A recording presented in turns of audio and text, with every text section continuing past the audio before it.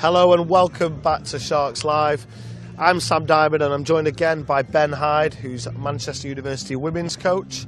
We're back at Haywood Road, this time under the Saturday night lights for our final home game of the season. It's Sale Sharks versus Gloucester-Hartpury. Ben, Gloucester have been flying this season, top of the league. What do you make of their season so far? Yeah, they're on a massive winning run, so I think they want to continue this. Obviously, they've stacked with international players all across the board, so they're obviously two-time champions, back-to-back champions for a reason, looking for their third. So I think, yeah, really good. I think they'll be very happy, and obviously they want to get their playoff spot secured today. You can see the women just warming up behind us. Who's going to be integral for the Sharks today? I think you look at the key playmaker, so Robin Wilkins is coming in now, so she's going to have to play quite a lot of minutes, obviously, from the injury last week to Vicky Irwin, so she's going to be really important to look to gain territory, to kick out hand and obviously try and control the pace of the game, so I think she's definitely one that's key. If you're looking in the forward pack, I think they've carried the team for much of the season. They've been really dominant so far, so you're looking at the likes of Tatasha Harper and Moena Tallon again. I think they'll be really key to sort of get that front football and that aggressive gain line break. And Gloucester made a few changes since the last game, a couple of notable omissions. What do you think to the PWR's top try scorer not being involved today? Yeah, so obviously Emma Singh missing today. Obviously she's top point scorer in the league, so she's obviously a bit of an omission for Gloucester, but obviously they've got players across the board that can fill in, that will do a really good job. But I know that, we're speaking to the coach before, obviously they said about how important she is to the team, and obviously they fully respect Sharks here, so they want to bring a strong team as possible, so a couple of niggles for some of their players. So they've obviously, like I said before, they've got players across the board of international experience, so they're not going to hopefully struggle too much with the omission of her. But obviously, like I said, top point scorer in the league for a reason. She really makes them tick, and from boot and with tries, I think she's been deadly all season. So. And although there's a couple of omissions, we've got the Red Roses captain coming back into the fold today. What does she bring to the match?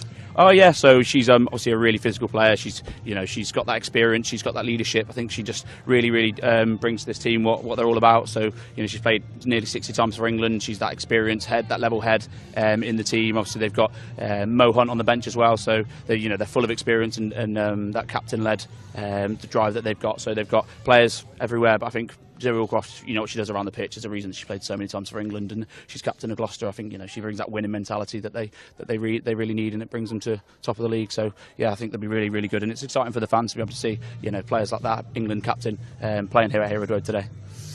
And we're shortly going to have a look at the last three games the Sharks have been involved in, but this time last year, final game of the season, the girls got a really good victory over Bristol Bears, who were top four at the time. What have they got to do today to get a win? Yeah, so if you can draw on that from last season, I think it's the last game here at home this season. So we're going to have hopefully a bumper crowd in. It's Saturday night lights. So I think that the players will want to go out there and put on a show for the fans, for the team, for each other. I think it's really important to end on a high. If you can get points on the board against a team like Gloucester, I think it's a real scalp to take. So they'll be looking to try and do that. They'll be looking to start hot. Use the conditions. It's not too blustery. It's not too rainy for a change. But I think, like I said, the conditions here, the pitch, it'll be interesting to see how they play it. Does playing on a Saturday night like this, does it add to the sort of mentality for the teams, do you think? Yeah, I think if you look at the crowd in here tonight, they'll be really up for seeing a top level game of rugby. So I think if you can harness that, if you can use the energy around the place, which hopefully will come when kick-off rolls around, then I think you don't get to usually play on a Saturday at 7 o'clock under the lights. So yeah, it'll be a real experience for everybody, and I think they'll really they'll enjoy it, and hopefully they'll revel in it. And like I said, can't beat a bit of a Saturday night rugby. And as I said, we're going to shortly have a quick look at the last three fixtures from the Sharks. We played Harlequins here, we went away to Exeter, got our first win of the season, and we played Trailfinders last week. Let's have a look at how the girls got on.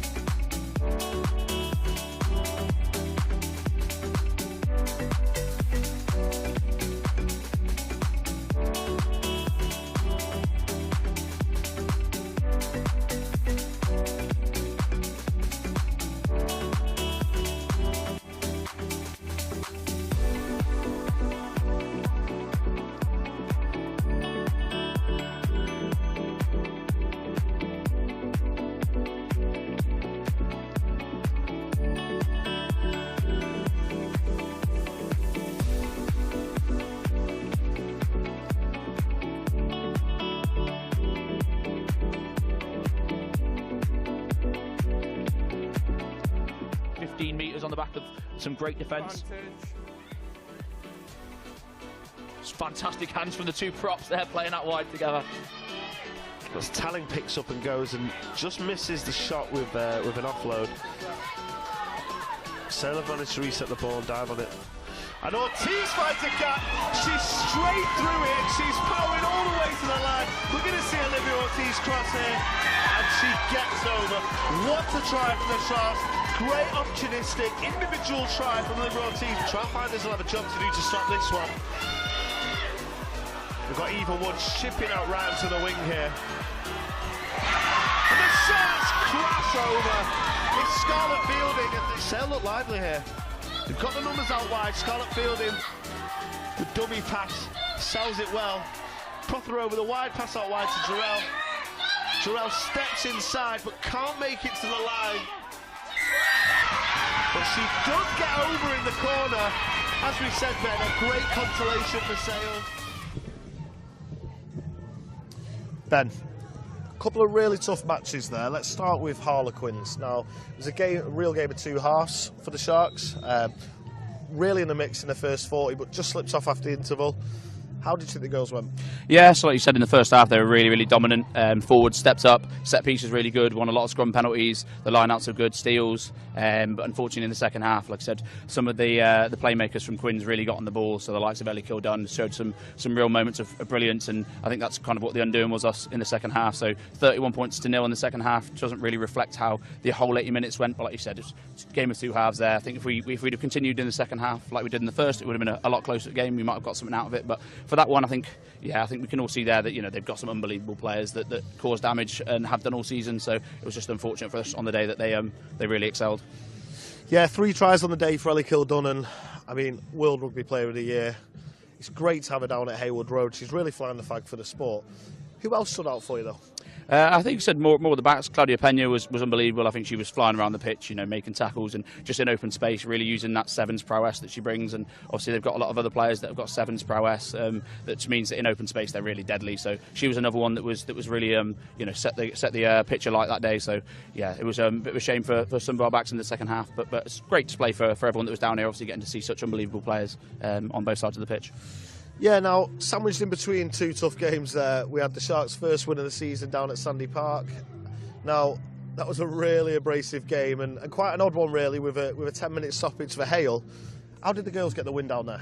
Like you said, if you see on the highlights there, the conditions were absolutely just outrageous. The wind, the hail, the lightning, the wind, I think, was probably the key factor there in terms of how we managed the game. I think obviously the conditions are horrendous, and I think we just came out on top there and we were just defensively solid. I mean, there's a stat that was the last 20 minutes, 109 tackles, which is just insane. You're throwing your body, putting everything on the line for that win, which meant a lot to these girls. I think they really knew what they had to do coming out of that little 10-minute stoppage and playing the final few minutes of that game. It was just throw everything out on the line. Obviously, you see on the highlights when they came back out, the sun was shining. I think maybe that was a bit of a godsend for the players just to get it done. Get over the line and get that win that they crave so much. And Erica Jarrell, real stand-up performer there, especially in defence, made more tackles than any other player. Are we going to need to see more of that today, do you think? Yeah, I think if you can do that, if you can make those tackles, if you can force them back, if you can get on the front foot defensively, then you'll be putting yourself up for good stead in attack. I think attack is defence sometimes the best form of attack in terms of putting the other team under pressure when they've got a lot of world-class players. So if we can do more of that again today, I think it'll be really, really interesting to see how we go. And Jarrell, a USA Eagle, with the World Cup coming up, should be looking for another performance to try and get in that USA squad. Yeah, 100%. There's a lot of people with a couple of games left of the season, so 2 games left now for these guys, obviously 1 for everybody else. I think people will be really trying to put a marker down for the World Cup, try and make a name for themselves coming up to a massive tournament in this country. So there's a lot of people with a point to prove. Some people that have done it all season so far, and a couple of young players that will probably really be throwing themselves around to try and get their name in the hat for selection for the World Cup.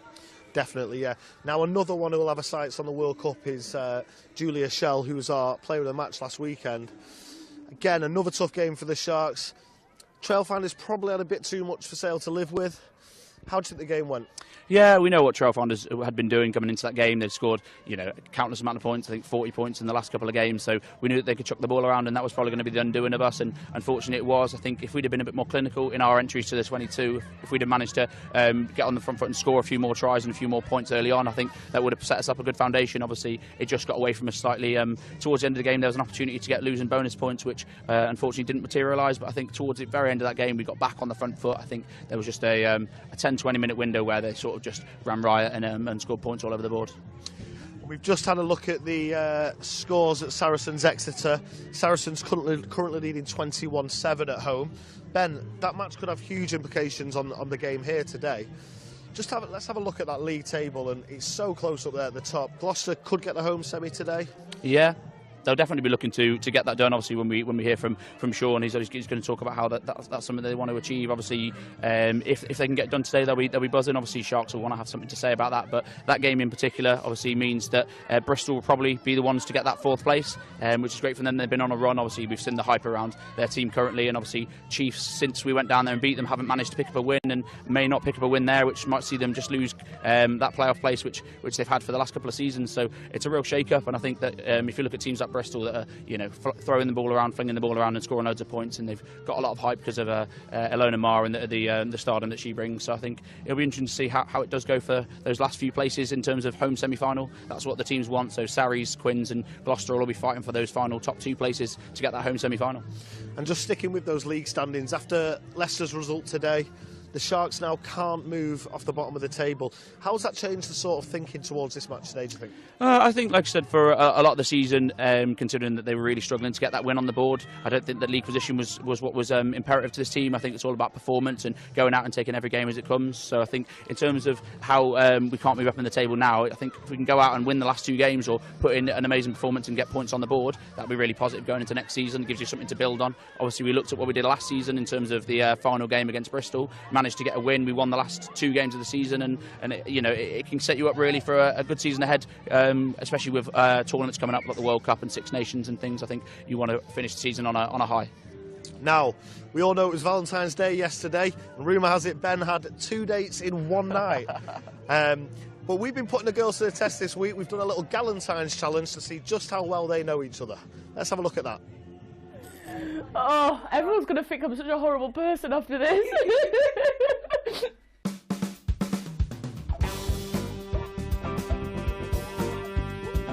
Hi, I'm Katie Benson, and I've known Robin for less than 1 year.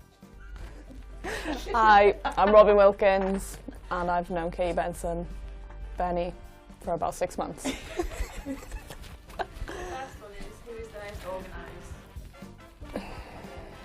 Ooh.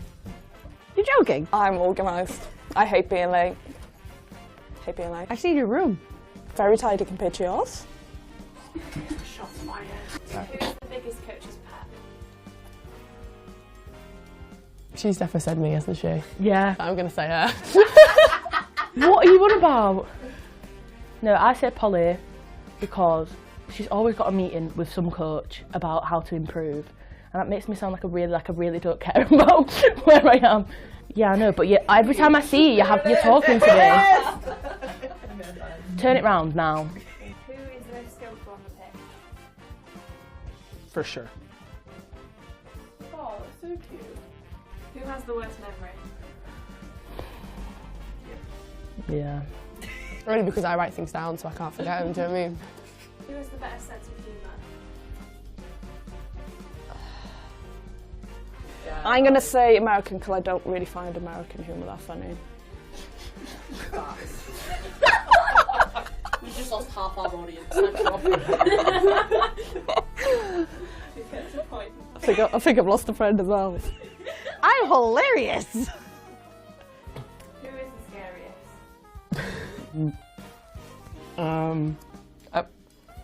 I mean, No, I said Albert. no. No, with your braids, you are terrifying. No offense, you're still gorgeous, but you are terrifying when you got your hair done. I also look like I'm not meant to be around people in the morning, so that's what I was going off of. Who would win in an arm wrestle? I'd like to say me, but Who is the better runner? I could never play front row, so And I never play fly half. no one will stick with us. That's cute. That is cute. Who is most likely to be late? I mean, I'm 2 hours before my appointment, so. But Did you send me? yeah, Why? I don't know. And then the last one is, who is the better tackler? Quite like to. I have to leave that to myself. Yeah. Few changes today. Emma Singer, notable omission. What's the thought process behind selection today? Yeah, look, we pay in full respect to Sale, and some of the girls have just got some niggles, so we've just making sure that they're resting up. But I can assure you, if they were fully fit, they'd be definitely playing, because this Sale side are looking very strong. And Zoe Alcroft comes back into the team today. What does she bring to the squad? Oh, look, she's been captain of England, captain of Gloucester-Hartpury. Just everything about her on the pitch, off the pitch, the work rate, and she'll enjoy coming back up north and playing against Sale. And just finally, Bristol beat Harlequins. That means a win today guarantees a home semi-final. How's that changed the mentality coming into the match? It hasn't changed no mentality this week. We're coming up here. We know how good this Sale team is, and they went down to Exeter, which is a real tough place to go. Not many teams go there and win. So look, we're really respecting this Sale side, and that we are coming up here to go for a win. And it's a bit of a change to be under the Saturday night lights, so best of luck tonight. No, look, we're excited for the Saturday night lights, and everybody loves an evening kick-off, so really appreciate it, and very excited. Thank you. Cheers, bud. Cheers. Sorry, you've caught us in a bit of a Valentine's embrace there. Ben, we've just heard from Gloucester head coach Sean Lynn. It's his last season in charge of the club as he departs to go and take over the Wales national team. He's been integral to the development at Gloucester, and 2 league titles in the last 2 seasons. How good is he as a coach?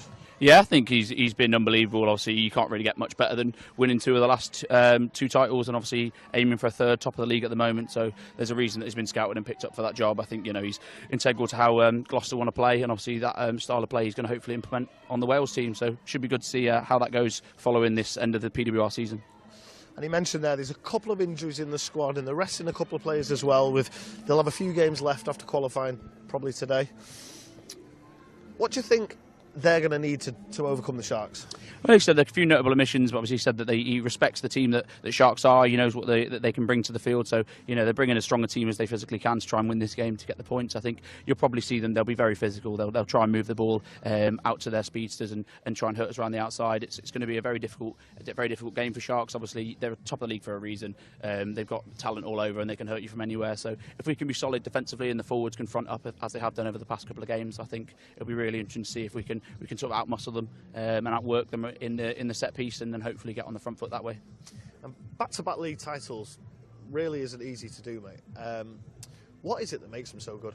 I think they've got a lot of people in their team, a lot of winners, a lot of international calibre players, that come, and they've got Natasha Hunt, captain, co-captain with Zoe Alcroft, who's Red Roses captain. I think they've just got a lot of leadership. They've got internationals throughout the team from England, Scotland, Wales, Ireland. I think they're just littered with unbelievable players that can just get you through difficult periods, and they know how to win games. And obviously, winning's a habit, losing's a habit, as we've seen from both of these sides this season. That unfortunately Sharks have been on the rough end of that stick, but obviously Gloucester are now on a 7-8 game win streak, and hopefully going to take that into the PWR playoffs and win themselves a hat-trick of titles.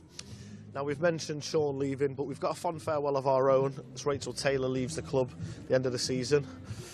We're shortly going to hear from her, but how good's she been at the helm of the Sharks through, like you say there, some tough couple of years, struggling to get results, but she stayed motivated, kept the girls motivated. How good has she been?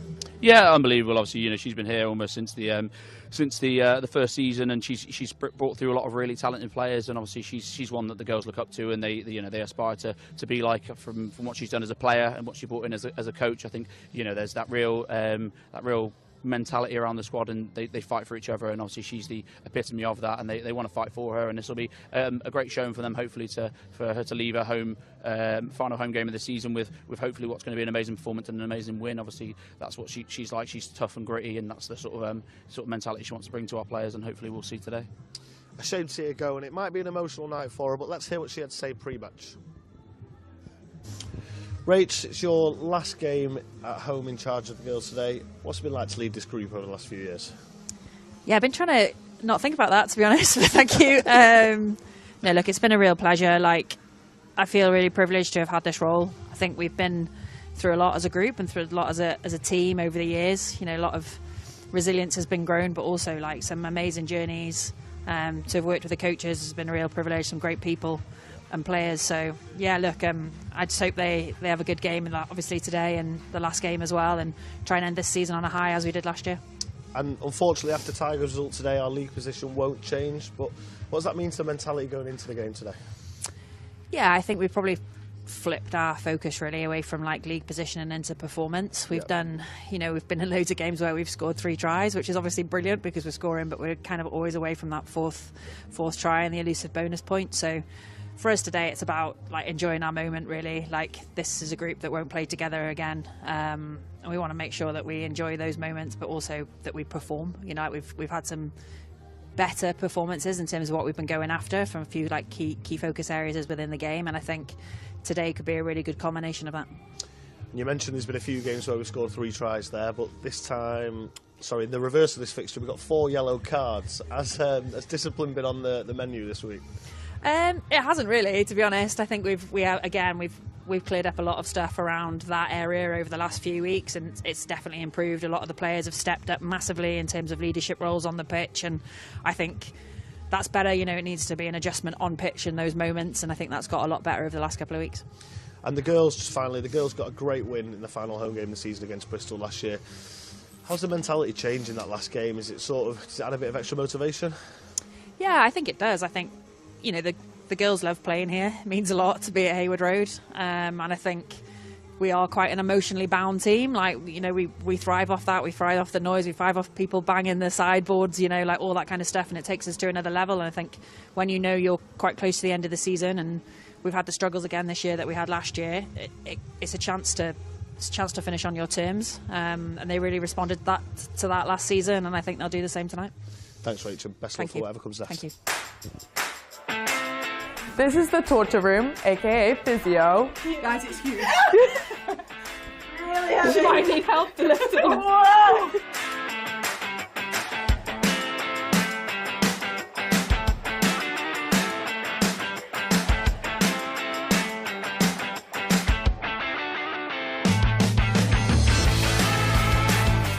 Sales shots. Thanks, no chance.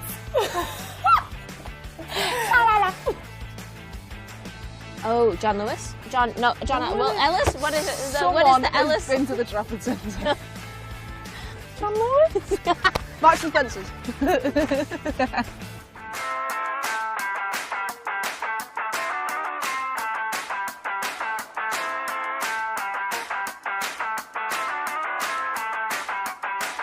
So, I don't know how heavy this vest is. How heavy do you think that is? Right, 15. Oh, shut up, man. What is that? It's floppy. And the offload's on. They're going to score. It's going to be Holly Thorpe.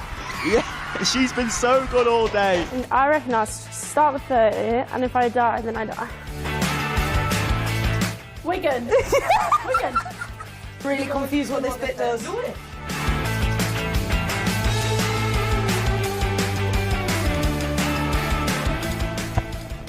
Oh! So that's good. That's the one you have for free.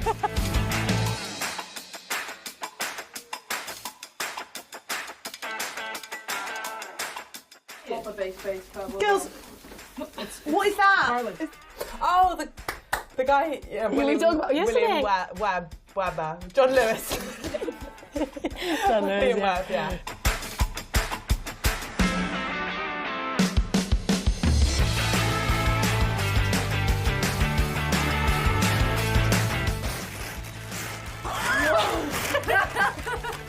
No, shut up. Oh my god, a dinosaur dressed up! I think I've lost a friend as well. Sorry, can I have ages 3 to 7?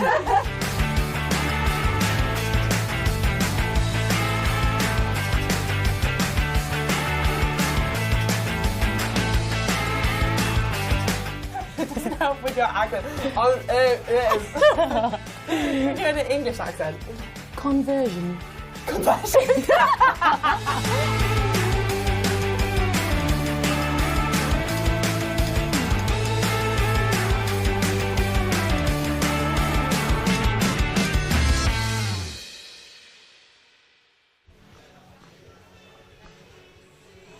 It's great to hear from Rachel Taylor there, Ben. She'll be sorely missed, and I'm sure everyone at Sale Sharks wishes her the very best in whatever comes next. Let's have a quick look at the teams for today then, starting with Gloucester-Hartpury. At 15 we have Mia Venner. At 14 Ellie Rugman. 13 we've got Pip Hendy. At 12 Millie Hyatt. On the wing Rachel Lund wears number 11. And at 10 the infamous fly half George. Meg Davies starts at 9. She'll be integral for Gloucester-Hartpury today. Elle Perry in loose head prop. Gillian Boag at hooker. And Catherine Buggy starts at tight head. Sarah Beckett and Beth Stafford line up in the second row with Steph Else, Bethan Lewis and Zoe Aldcroft. Red Roses captain filling in at number 8. On the bench we've got Neve Jones as replacement hooker. Rani Samuda as replacement prop alongside Lisa Cockburn.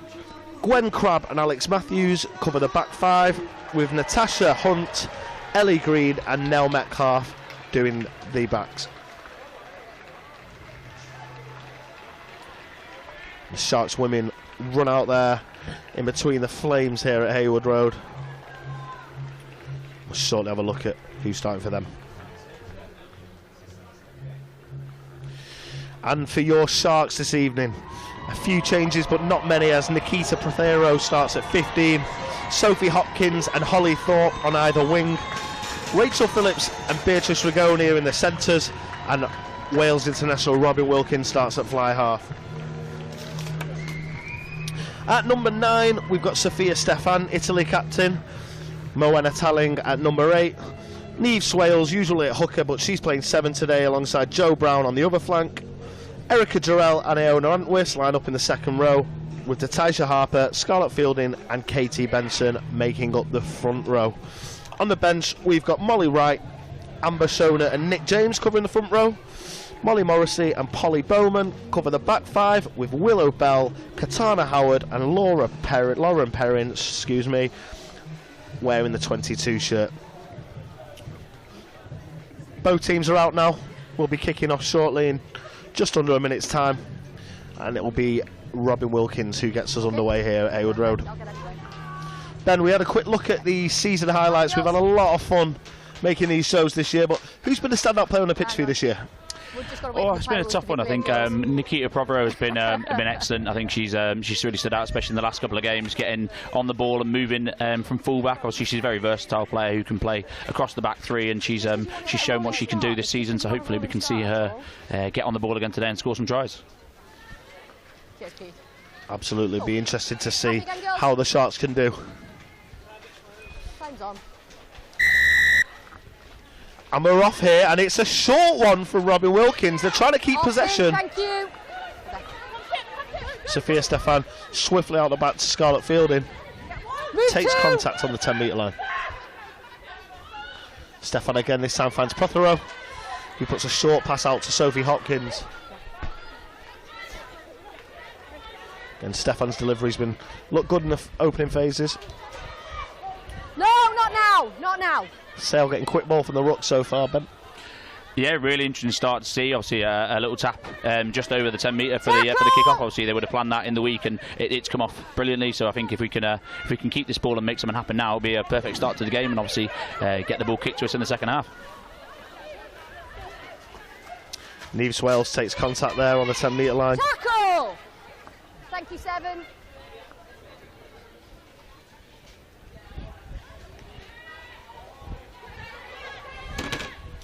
Robin Wilkins on the ball, flows to Ty Harper. We've got Rigoni. Not on ball. It's a huge hit there.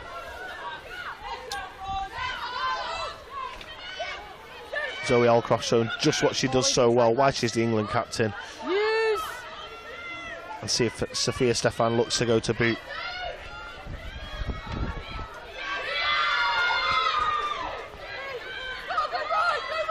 Rachel Lunn takes the ball well for Gloucester. 14. All the way. And the visitors then win a penalty. A Sale are trapped in the ruck there. Real positive start there for Sharks. Real positive. Obviously, we had a lot of the ball. We're trying a few things, which is just trying to be a bit creative as the ball makes its way towards us from our commentary position. But I think it's been brilliant. I think if we can capitalise on early possessions and put them under pressure and hopefully try and limit those penalties we've just conceded, it'd be amazing to see. And George finds touch there on the halfway. Boag hits a number on the line out, and it's straight out the back. Sarah Beckett charging into the Sharks defence there just as she crosses halfway. Sale look up for this early on, Ben. Yeah, physical match so far. It's all been played in the middle of the park. A lot of big hits already. We can see if we can spin them behind as they look to spin us in behind just here. And Meg Davis with a great kick over the top there. Catches out Prothero. There's no advantage coming, we go back. But the fullback clears the ball 6 well. rolling into the 9. But we come back for another penalty to Gloucester here on the halfway line. Thanks, mate. Yeah. 6 rolling into the 9. First line out was solid. I think they'll be trying to do the same again. Get the ball off the top early and play through the middle with some of their big ball carriers. Beth Stafford and the likes in the middle of the park carrying the ball are going to be big dangerous ball carrying threats.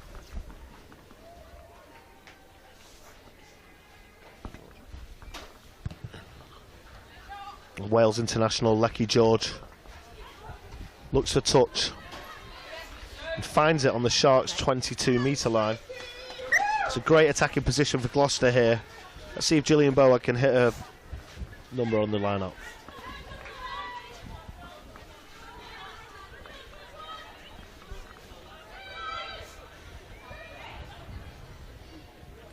The line out's good from Gloucester. It looked a bit iffy at the start, but it was taken well. And they charge up into the Sharks' 22. Thank you, stay flat, thank you. Meg Davies there. Quick ball out to Sarah Beckett. Ball available. And again, Meg Davis really marshalling the troops in the back of these rucks. Can Gloucester find a gap to score early here? Tackle, hands away. Again, Meg Davis, same way again. Thank you. Keeps going around the corner. It's a great tackle from the Sharks. Forwards first. Gloucester have got numbers out wide, and they do cross for the first try of the match. It's Ellie Rugman.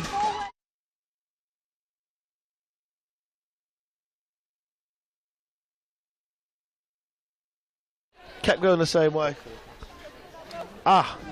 Play's actually been brought back. You'll see it on your screens in a moment for a forward pass in the build-up there. So Sale will have a scrum 5 metres from their try line. Good first bit of defence from Sale. Obviously the first question's been asked of them, and obviously they've stood up so far. It'd be interesting to see what they decide to do here in terms of exiting their 22. Obviously they've fronted up well on the 5 metre line and forced a turnover, and they'll be very happy with how they started defensively. First scrum of the day, Ben. Sharks have looked good in the set piece in the last few games, so hopefully we can get a solid effort here from the little girls. And again, Italian captain Sophia Stefan feeds the ball in. And the Sharks win a penalty. Oh no, it's a try for Gloucester. That was a really impressive scrum from Gloucester-Hartpury there from the first scrum of the game on the 5 metre line. They really got a push on and drove Sharks back over their own line. There's not really much they could do on this turf. Rolling backwards, they'll be a little bit disappointed of how that's gone so far. They couldn't get the ball out. Was Moana Allen tries to pick the ball up, and obviously said the power of the Gloucester pack there rolling them over, which is unfortunate, but unbelievable try from Gloucester there so far. So they'll be very happy with how that first scrum has worked for them, and they'll look to try and do more of that as the game goes on. We talked about her in the build-up, Ben. It was Zoe Allcroft who scored that try there. She's really integral to this Gloucester side. Let's see if Lecky George can get this penalty conversion over.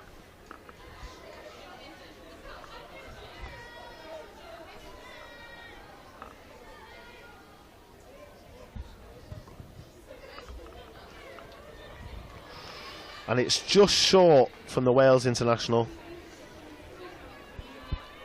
Sale will be looking to get the next score on that scoreboard over there. Yeah, the announcer trying to get the crowd really behind him now. So he conceded the first points, but a long way to go in this game. You know, still 70-odd minutes left, so they'll be trying to get back on the front foot and put them under pressure like they did in the first couple of minutes.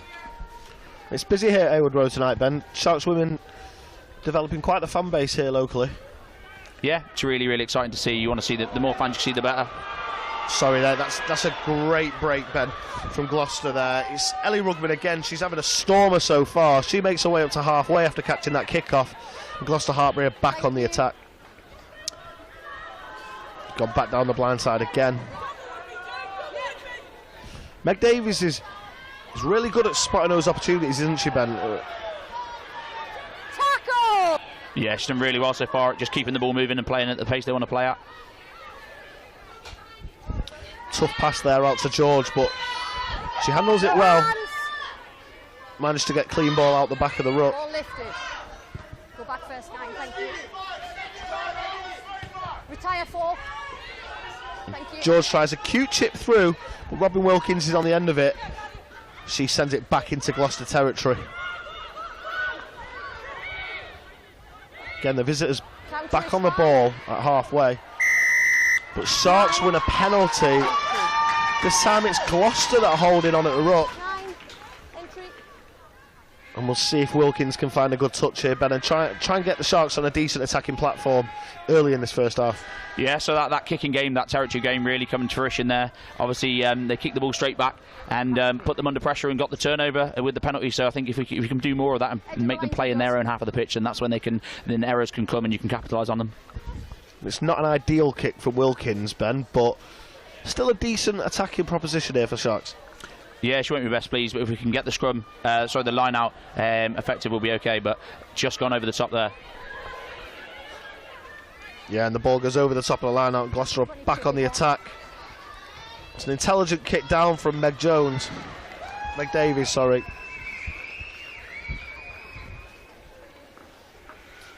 And it's a 50-22 that, so Gloucester will have the line out on the Sharks' 22-metre line. Yeah, excellent spot there. Just seeing no one in the backfield, nobody home, kicking it 50-22. Obviously, they retain possession of the ball. That's a 25-30 metre net game for Gloucester-Hartpury. So if they can be dominant from the set piece from the line out here like they were about 5 minutes ago, then it'll be putting Sharks under a lot of pressure. So hopefully they can withstand this.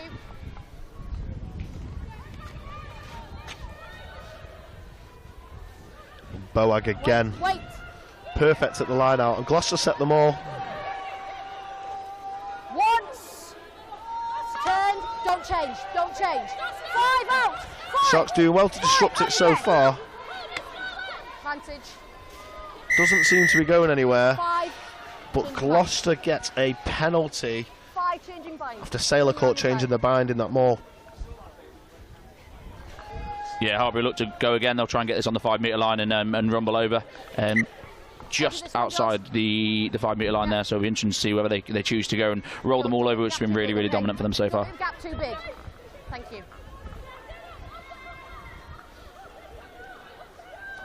Interesting, Ben, because Gloucester aren't known to be the most physical team. They're normally quite an attacking outfit, but they seem to have brought their A game today. Sale do steal that line out, however, through Moena Tallinn. And it's a reprieve for the Sharks and a chance to clear from the boot of Sophia Stefan.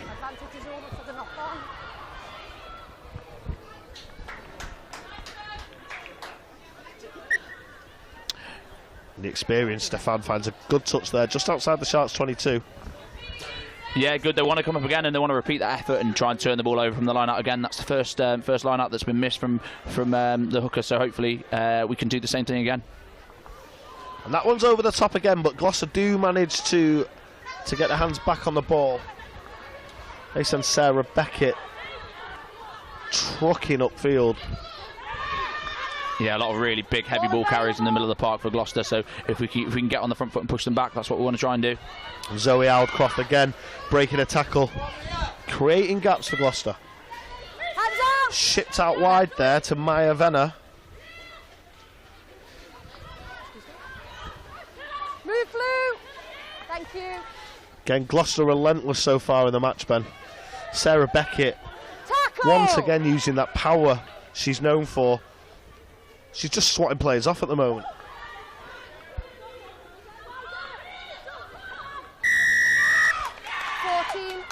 And that is a great result for the Sharks as they win a penalty, as Gloucester are holding on just short of the Sharks try line. And it's Beatrice Rigoni.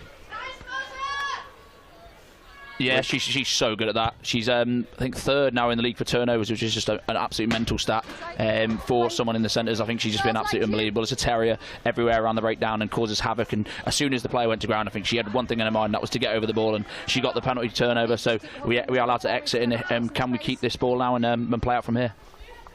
Thank you. Ben, just watch your head, because Robin Wilkins sent that kick straight into the commentary box here at Haywood Road. Let's see if Scarlett Fielding can make this line out count. It's a great take from Jarell. And Rigoni's unleashed, but she doesn't get very far. It's here. It's here. It's your player's practice. Your player has trapped it. No, no hands. No hands. Questionable bit of play there from Gloucester, not rolling away in that tackle, but Sharks go again, this time through Jarell. Use. Chase is good. And Stefan clears to touch. Again, gets the Sharks out of the 22, using that experience. And you might see on your cameras, we've got the Lancashire cricket ladies team in attendance tonight. They're watching on from the Haywood Road balcony. It's great to see another women's team supporting another women's team, Ben, isn't it? We're all in this together. Yeah, there's some unbelievable sports teams in the Northwest, and obviously seeing them come out and support each other is a fantastic thing to do.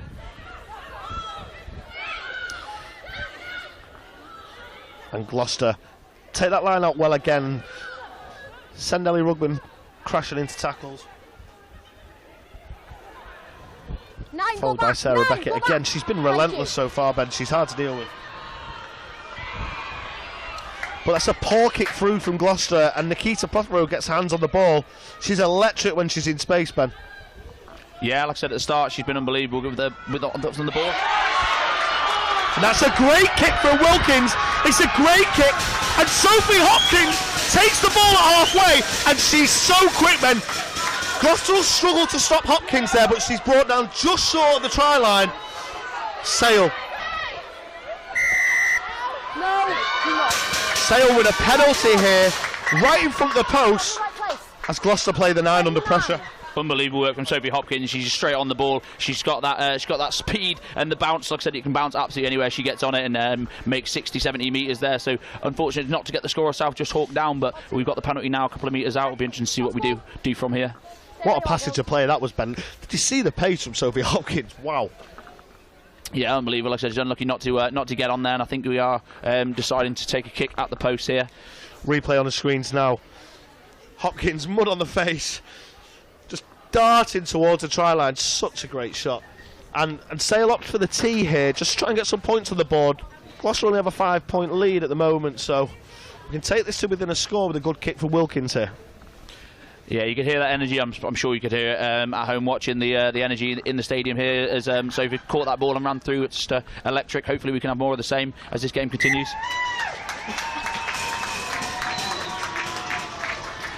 And Wilkins sends it straight through the uprights.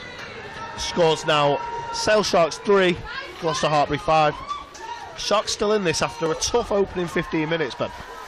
Yeah, like I said, they've not given up and they've been dogged defensively when they've been challenging their 22, and obviously they've turned the ball over. They've put a kick through. We've kicked quite a lot this game so far. One of the most prominent kickers in the league, and in Sophia Stefan and Robin Wilkins. So if we can utilise that and get people like Sophie Hopkins on the ball, we'll be dangerous. Always inside. 2, go back. It's a really long restart there from Lecky George. Straight to the hands of Robin Wilkins, who again, it's a great clearance from the Wales international. Wilkins and George, counterparts in the Wales setup, both fly halves, competing for the same position. And Wilkins has looked good so far this evening. Yeah, very, very experienced player. She's got nearly 80 caps for Wales, and she's just showing why now. With the ball in hand, she's deadly, and obviously she can pick whatever position on the pitch she wants to fire the ball into, and it's coming off so far today. Boag again, perfect at the line out. Gloucester set them all. It's worked well for them so far today. And the Sharks scrambled to stop it. Meg Davies goes blind. Oh, it's a great run. She's got Rachel Lund on the outside, and Lund will cross. It's a great pass outside from Davis. Lund doing well to keep up there with the quick scrum half. And Gloucester cancel off that Sharks score almost immediately. Yeah, great 1-2 punch, saw the space down the blind side and a 2-on-1, and it just exposed Sharks' defence there, obviously having to pick off one of the two players, and they executed it effectively, and they've got the score in the corner, which they'll be buzzing with. It's unfortunate for the Sharks to be exposed down the wing there, but they'll know for next time to tighten up around the fringes of the breakdown and hopefully get a foot on and a tackle on early doors. Sharks still very much in this, Ben, and it's a tough kick for Lecky George. We'll see how she gets on from out wide. Yeah, both her kicks from the corner so far, so the first one just short, but let's see what she can do from there.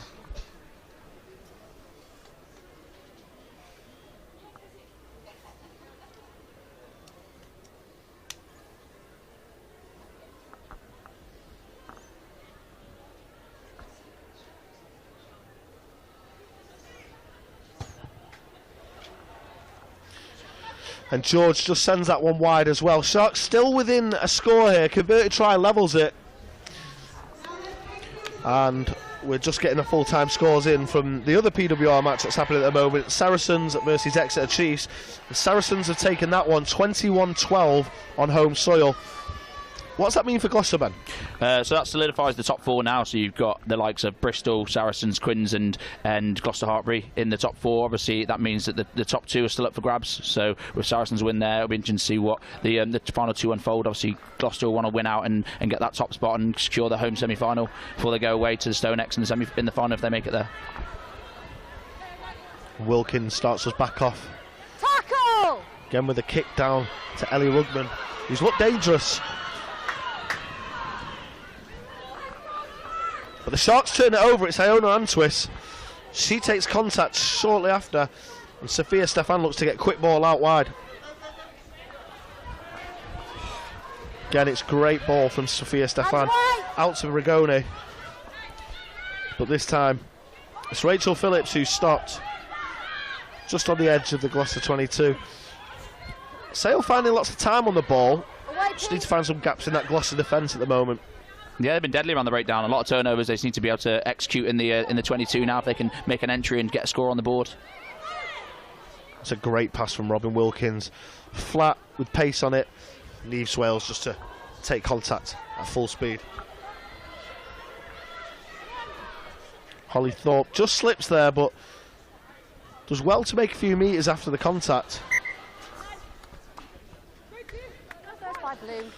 But there's a knock on there from the Sharks as Moena Talley just struggles to get her hands on the ball. We'll see a scrum for Gloucester.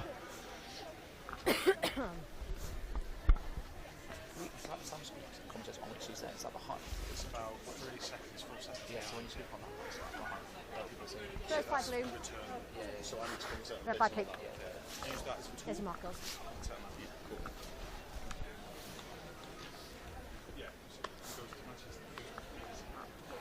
Balance, girls.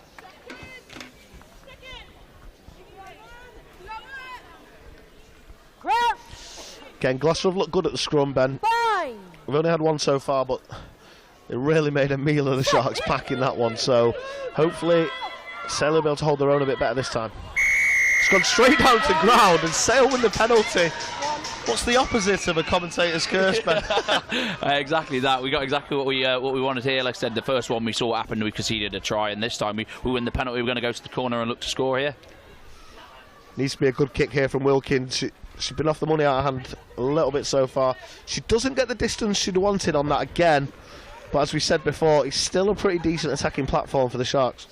Yeah, contingency now. We're looking to go to the corner and get a line out and see if we can score from there. Obviously, the pragmatism to take the 3 points early on means it's still a one-score game, so you're still very much in it. If you score and convert, we're tied up here. So good decision in that point. But obviously now we're going to look to try and get a try on the board and really give the crowd something to cheer for.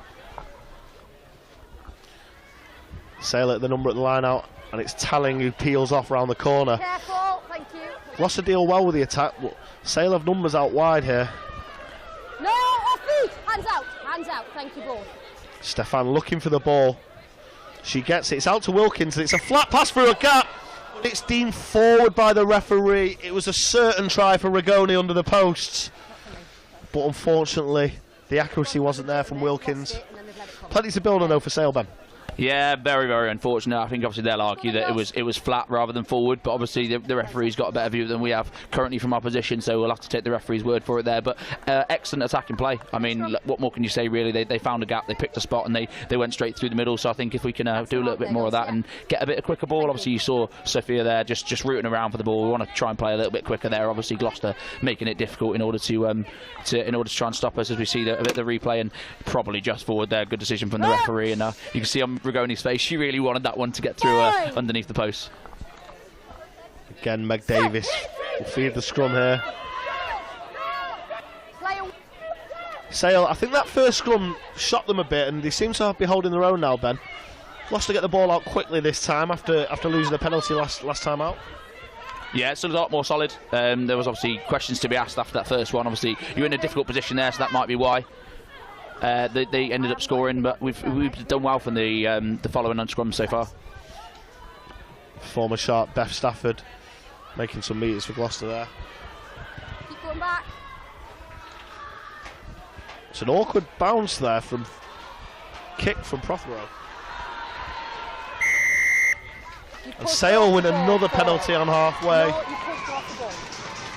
It's not much of an angle, but Wilkins should be able to get quite a bit of distance on this kick, you'd like to think.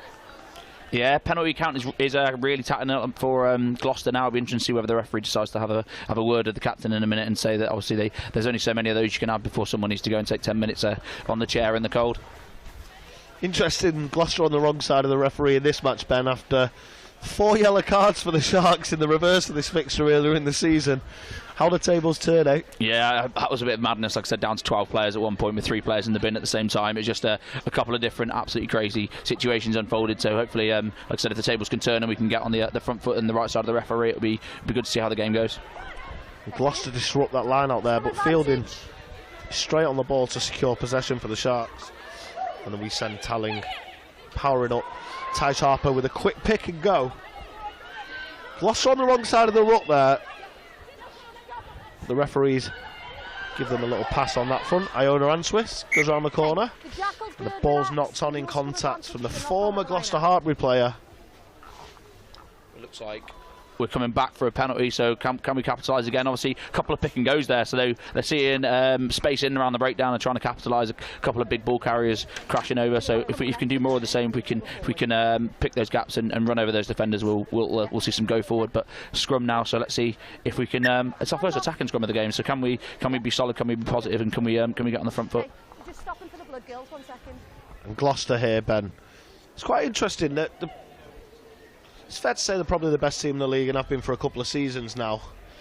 But Sale really seem to be holding their own. Yeah, we said at the start, obviously, look what we did last season, the final game at home last season. We turned Bristol over, who were very much in the playoff hunt, and made it all the way to the final, and they came down here, and we really put a number on them, and obviously fronted up physically. And like we've got a big crowd in here tonight, and the atmosphere is electric, and the lights are out, so maybe we're turning up, and we're really putting something on display, and showing a team like Gloucester that they've got to show us the respect, and if we can front up and get a point on the board, we'll be really interested to see how they go for the next 65 minutes of the game, 55 minutes of the game. And Ben, just from what we've seen so far, how do the Sharks go about getting through this Gloucester defence? I mean, we're only 24 minutes in and we've seen some good first half performances from the Sharks this season. How do we make sure that we're continuing in the second half this week? Yeah, I think if you could take what we've done so far in the first half and capitalise on it and duplicate it in the second half, we're really making an entire game of it. And at the moment, like I said, we're putting them under a lot of pressure. We've played a lot of our game in the 22, so I think if we can capitalise and be efficient and effective in those situations, then we'll really put up a good fight for 80 minutes, hopefully. Absolutely, and it's just a short break in play here as Sharks tighted prop Tysh Harper received some treatment on the pitch. Don't know if you can see that on your screens, but he's having a bit of tape round the old head. Yeah, a little interval. Obviously, we're trying to patch everyone back up together and get the scrum underway. We are hoping we keep more of the same in the 22, and we'll be effective, and we'll get some scores. Obviously, with a little stoppage like this, it gives everyone a chance to sort of regather their thoughts and go again and sort of set up a strike move off the back of the scrum. It'd be interesting to see what the forwards do off the back of this, and whether the backs look to try and get the ball out.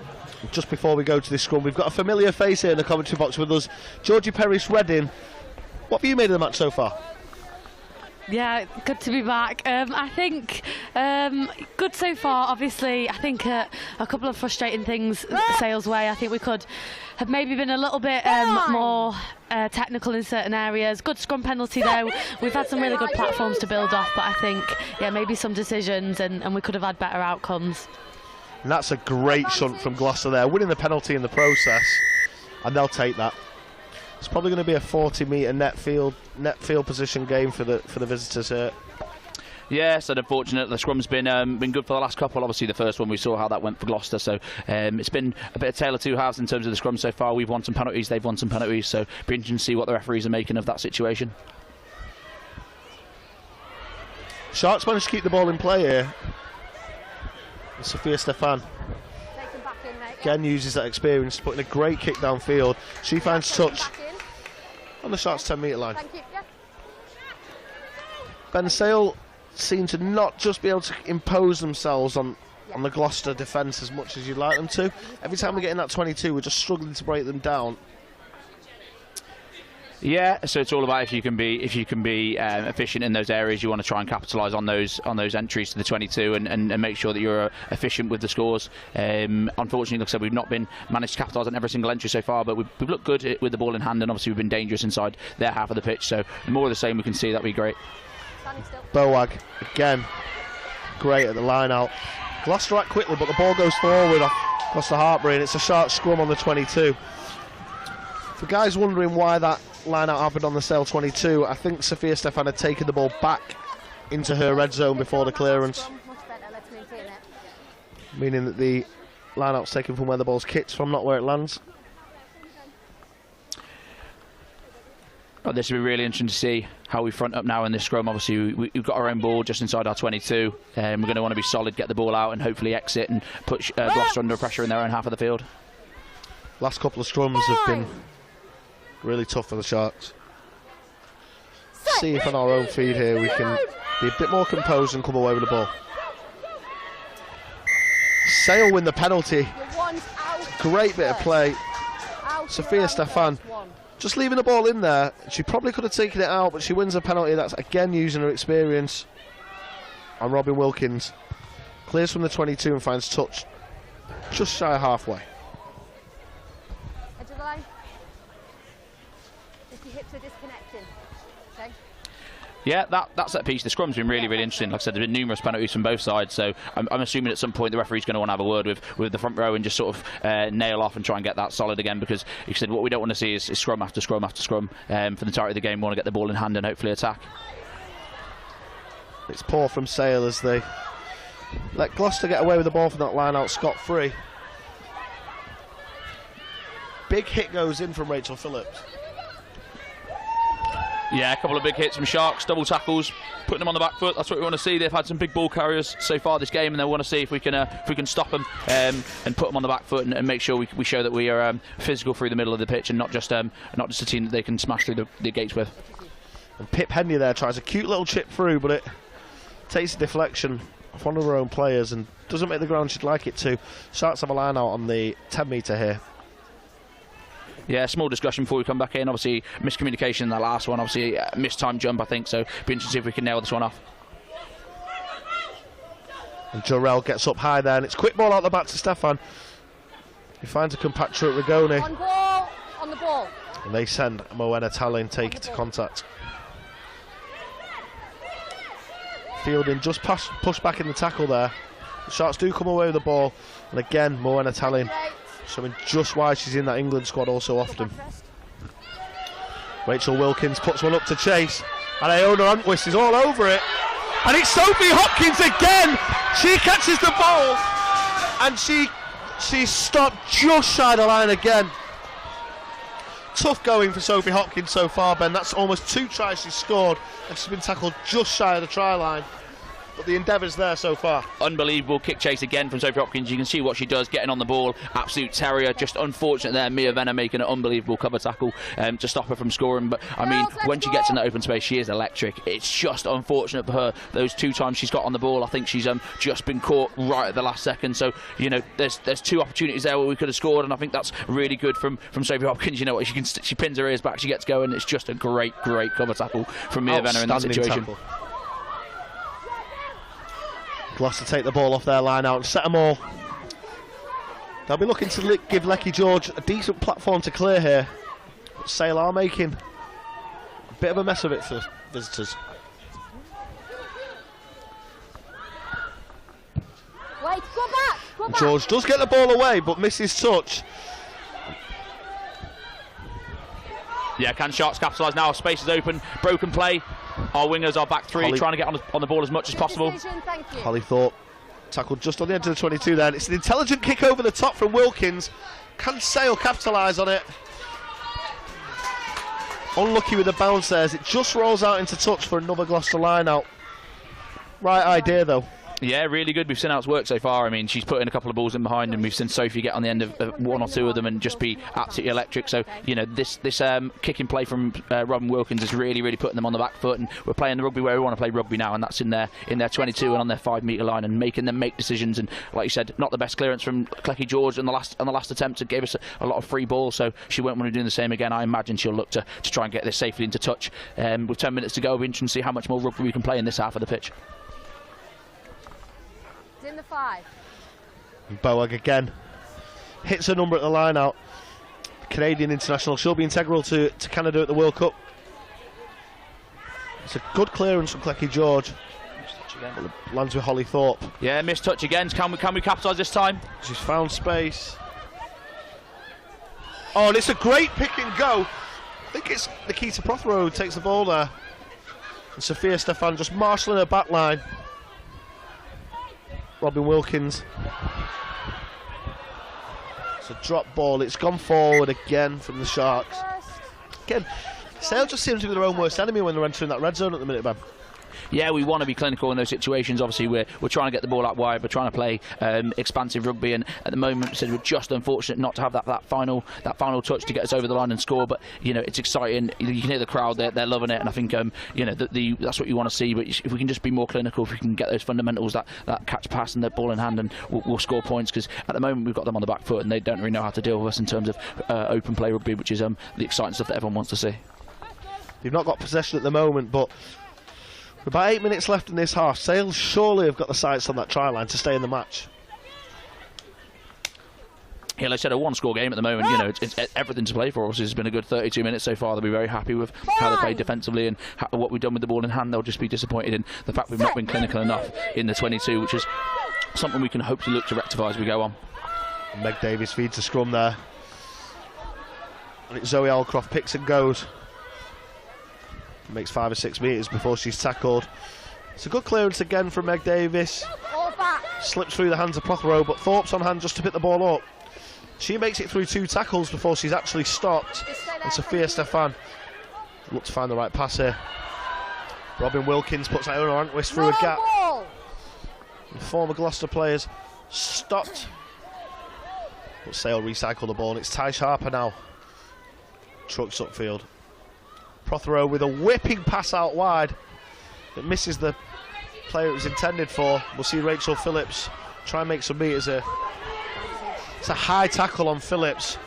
Could potentially be a red card here. It's head to head, so we don't have the luxury of a television match official. Rachel Phillips just taking a moment and she gets up there, big knock to the head. Be interesting to see the referee's decision on this. I think it was a very aggressive, and she's gone straight for the yellow card there. Hopefully Rachel Phillips is okay, because that is a big collision to take in the head. Phillips just having a once over from the club doctor at the moment. It's the concussion, very prevalent. Take all the precautions necessary here. But Wilkins will be looking to find a good touch here, and again set another attacking platform for the Sharks. It's imperative that they make the most of this, though. Yeah, Rachel Phillips, like you said, just getting a once over, a twice over from the medical team here to make sure that she's okay to continue. The yellow card to Gloucester now gives us that player advantage, which hopefully we can capitalise on. So we've got 6 or so minutes of this half, and then a couple of minutes in the second half to hopefully capitalise on. Now, can we find that gap where that player would have been? Can we exploit this overload that we should have in attack?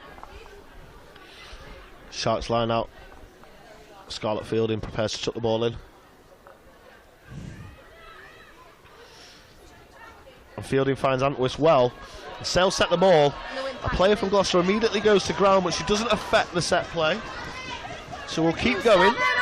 Moore looking very solid. I think they're going to keep them drive this as far as they can before Sophia Stefan gets the ball out, and it's a penalty from the referee. Yeah. Great bit of play from Sale. Exactly what we needed, Ben. We've got a free shot here and a 5-metre line out if we don't make it. It's a great pass from Wilkins to Fielding. Gloucester coming away with the ball, but we'll come back for that penalty, and we'll see Wilkins stick this one in the corner. 5 minutes left in the half, and a real opportunity for the Sharks to level the scores here, Ben.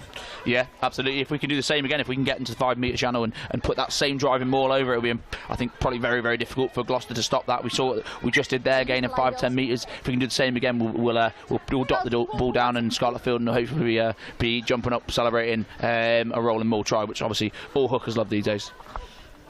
Absolutely, Ben. And there's a few key elements here. We need Fielding to hit the player at the line out. We need a good maul from the Sharks to give us a couple of options. We can either truck it over or we can get it out wide. As you mentioned earlier, Gloucester with the yellow card, they're a player down, so it's just about finding that gap and really being clinical now. Yeah, a couple of options. We can see which one we go with. Outside arm, and there is a contest. And it's not straight from Fielding. Outside arm. Again, probably the story of the first half, Ben. Sale, just when they're getting up there, just not being as clinical as they'd probably like to be. No, it's unfortunate. Again, it's the final pass, the line out there that just unfortunately means that we can't execute in the 22 as we'd like to. Obviously, we're getting in all the right positions. We're playing some really, really good rugby in and around this area. It's just about being clinical now and putting the ball over the whitewash and getting the points on the board. We want to try and capitalise now with this player advantage, and obviously that means that they're going to be, like I said, going to be gaps all over the field. If we can get the ball, keep the ball in our hands, it'd be interesting to see what we do here. Having said that, though, Ben, the last couple of scrums have gone well for the Sharks. See if we can put some pressure on Gloucester here. Force a poor clearance from Clacky George. Good.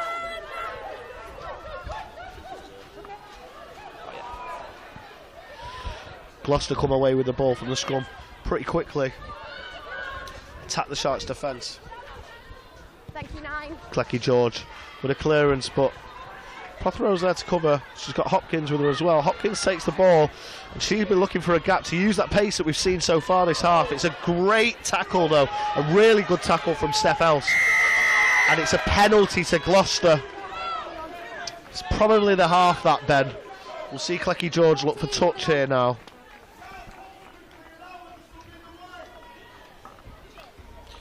Yeah, unfortunate. Sophie Hopkins found isolated after a great hit there and straight over the ball from Hartpury, and obviously a great turnover. They were looking to make touch and try and slow this game down a little bit and look to score themselves just before the end of the half and capitalise on what's good field position for them. And George finds touch on the Sharks 22. 2 minutes left in the half. A big defensive shift needed from Sale if they're going to stay in the game. Who's been your standout performer of the half, Ben?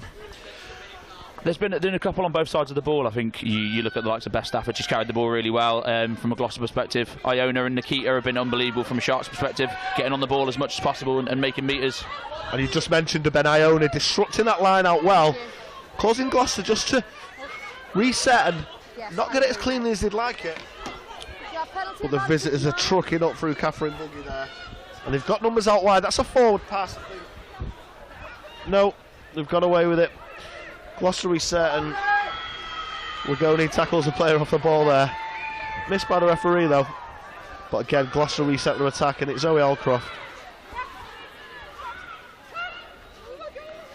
Meg Davies with quick ball out. Sharks look to be solid here. There's the last minute or so of the game. They'll want to try and get a turner if they can and stop Gloucester from scoring any more points before the half and go in with what will be a one-score game, if not level, if they can get the ball over the try line themselves. And so we all cross with a nice pop out the back that sets it up well for Gloucester. And it's Mia Venner that crosses. It's a good try, Ben. Unfortunate for the Sharks, it takes the game a little bit away from them going into the interval. Yeah, Mia Venner, who's stepping up for Emma Singh at fullback, who we spoke about at the start, who's obviously been top point scorer in the league, who's been really sort of the heartbeat of all the points that Gloucester do score. She's usually playing out on the wing when Emma Singh's in the team, but she's filling in at fullback, and she's just showing that winger pace, that winger prowess, and picking a gap in the middle and running through into the corner and scoring. So, like I said, all three of Gloucester's tries so far have been right in the corner, and Clacky George has struggled to make the kicks here. So it'll be interesting to see if she can nail this one from out wide, and that's most likely we'll have time for a restart, and then that'll be the end of the half. Yeah, Gloucester really seem to know how to get their 15 on the ball, Ben. With your coach's hat on, what's your message at half time? Imagine you're Rachel Taylor. What are you saying to the girls? I think you should be really positive about what we've done so far in attack. I think we've been great, and I think that if we can be more clinical, if we can take those opportunities and take those chances. It's a great kick from George, but it just comes up off the upright. And that is the half. So, like I said, if we can get in and be more clinical in the second half, I think that'll be the key message. We've done some really good stuff, and I think if we can come out and execute in those final moments, we'll get points on the board and we'll put Gloucester on the back foot. And we'll be back after a short break. Thanks to everyone that's tuned in on Global Yo so far. And if you're watching the Sharks YouTube, make sure you like, subscribe, and hit that notifications button so you don't miss any of the content coming out from the Sharks. I'm Michelle Orange, and I'm the co-owner of Sale Sharks Rugby Club. Well, at my age, it kind of blows my mind because I'm still a very much, switch on the television watcher that way. But of course, we've all got to move with the times, and it's absolutely brilliant. And to know that basically we're going to be able to show Sale Sharks women's games and highlight them across the world purely on a map that you find in your phone, in your pocket, is just, as I say, mind-blowing, but genius and so exciting. And for it to be getting filmed in Sale, in Manchester, in the wider Northwest, where we all know we're terribly creative, innovative. We don't take ourselves too seriously. I think this could possibly be the best launch pad for Yo Mobile within the UK. It's like a real breaking down the barriers to entry, as you say. There isn't necessarily that appetite to be televising women's sport, as you would say, on linear television. But as we know, the younger generation, they're all about it. It's got to be immediate, it's got to be instant. They don't necessarily want to watch the full 80-minute game. So to know that they've got that at their fingertips whenever they want to use it, whether they want to watch it live or they want to watch it on catch-up, is just, we're just there basically to break down barriers and make it as accessible as possible. And we've all seen the success and the support that, for example, the Lionesses, the amazing England women's football team, has had. And there's no reason that all the other sports should be catching up. And women are finally breaking through that glass ceiling in all sorts of aspects of life, not just in sport. And if the sport one can be accelerated and we can smash that sooner rather than later, then it's just wonderful to hear and to be part of. A top 5 finish, I think. So we had a bad season last year, and that was largely because we had an awful lot of injuries right at the start, even during this time of year, during pre-season training. And they were quite crippling. Some key players and some really influential people in the team. And it really, really hurt. And then they just kept on coming through the season. So you can imagine that the motivation and the mental strain that it put, not just on the teammates themselves, but also on the coaches, was quite immense.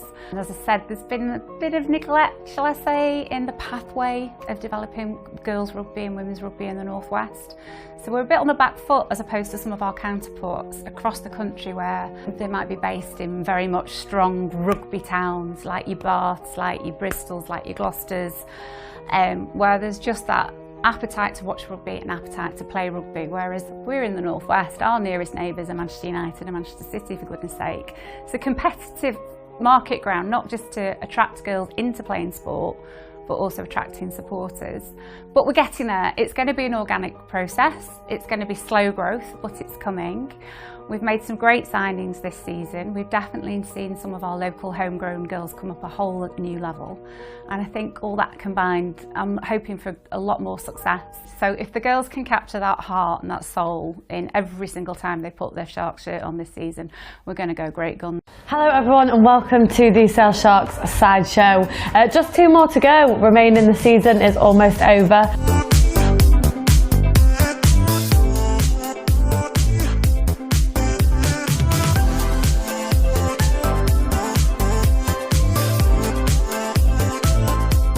Every team knows what they're capable of week in, week out, and we're the same. My name's Sarah Klein. I play hooker or back row.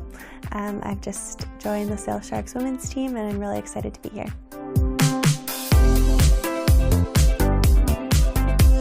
I'm going to say American because I don't really find American humour that funny.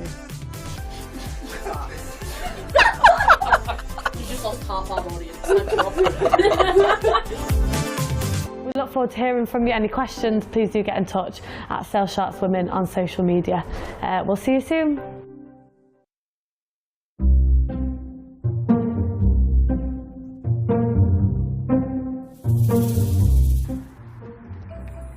Because Sale's 1861. Oh God, I forget how old this country is.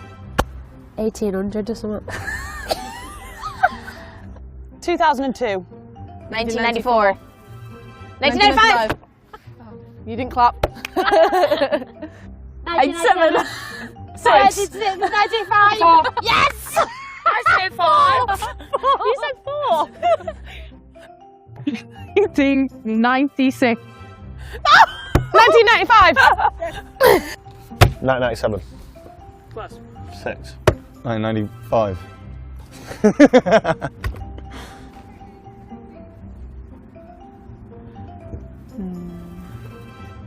New Zealand. Close.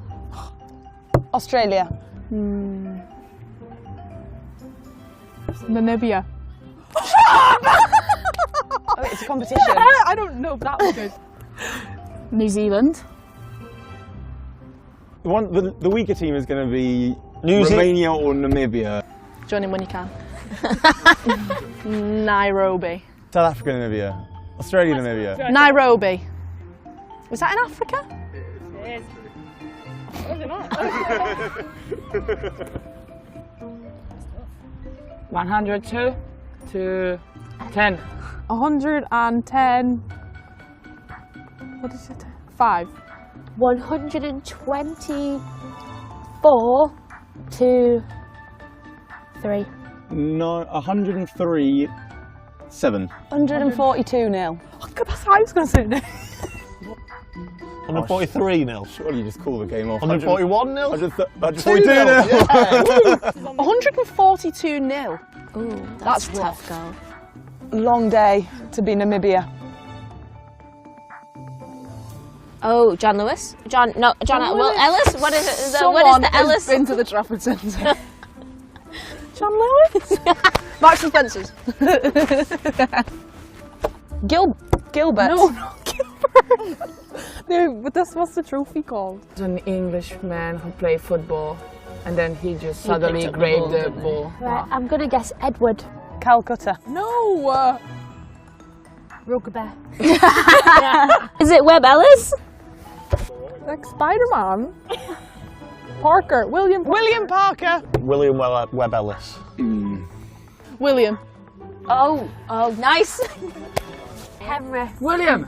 Ding. William. William Ding. It was William Ding.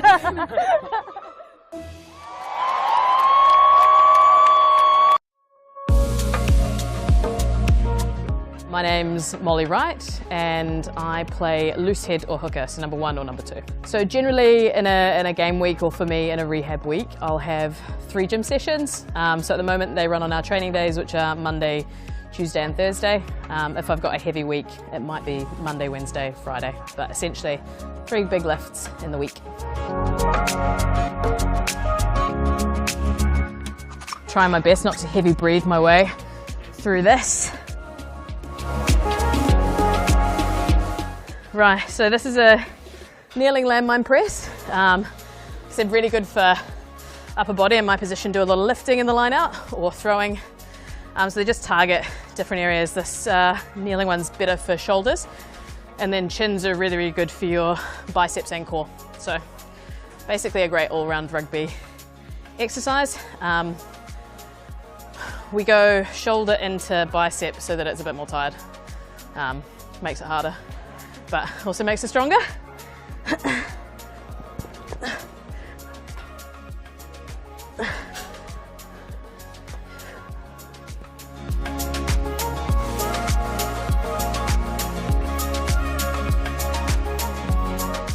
I did my ACL 18 months ago, maybe 2 years ago now, 18 months, whatever.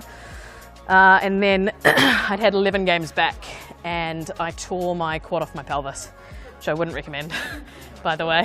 Yeah. So it's reattached and it's doing pretty good. It's strong. So what I'm going to do next is some of the exercises we use to build up the bulk again. So actually, like strength-wise, on the leg press can do the same, but the size difference between the muscles is significantly different. So trying to grow a muscle again. So basically what's going to happen is it will switch on and work the muscle for me. We're going to hold it for 6 seconds and then we get 6 seconds off. We're going to repeat that. Simple as you like.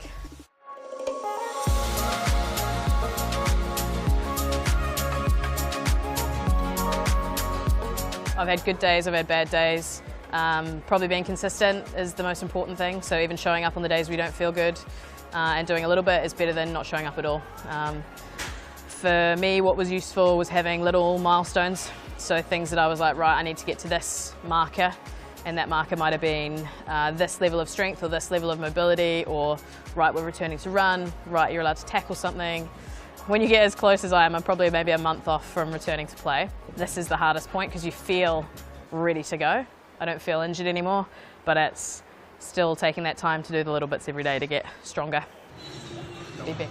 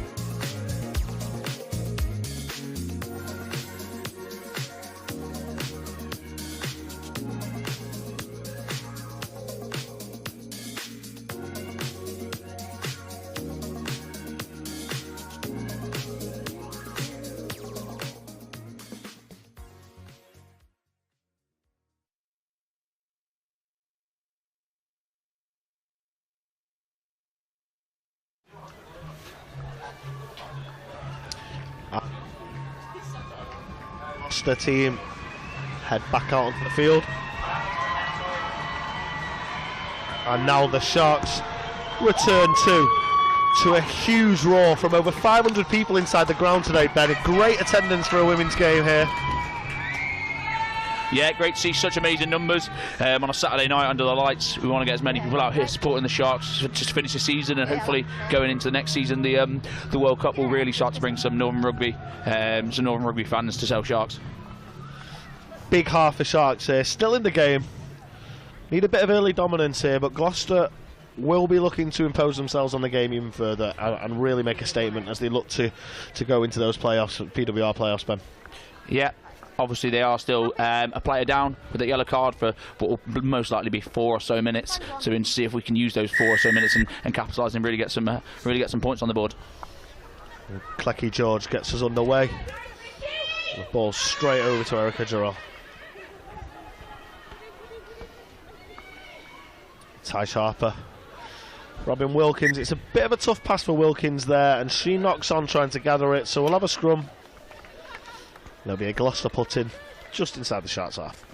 Yeah, unfortunate start. Like I said, ball to hand. You want to try and execute. It's a cold day. It's obviously it's a cold evening, should I say? Obviously, it's not too rainy. It's not too windy. So conditions are pretty perfect to play rugby in. We just need to make sure we execute that catch pass and keep the ball alive so we can get on the front foot, especially in these next couple of minutes while they're a player down. No changes at half time for Sale, but there's one change for Gloucester during the interval. That's Rani Samuda. She's come on to replace Catherine Buggy. Fine.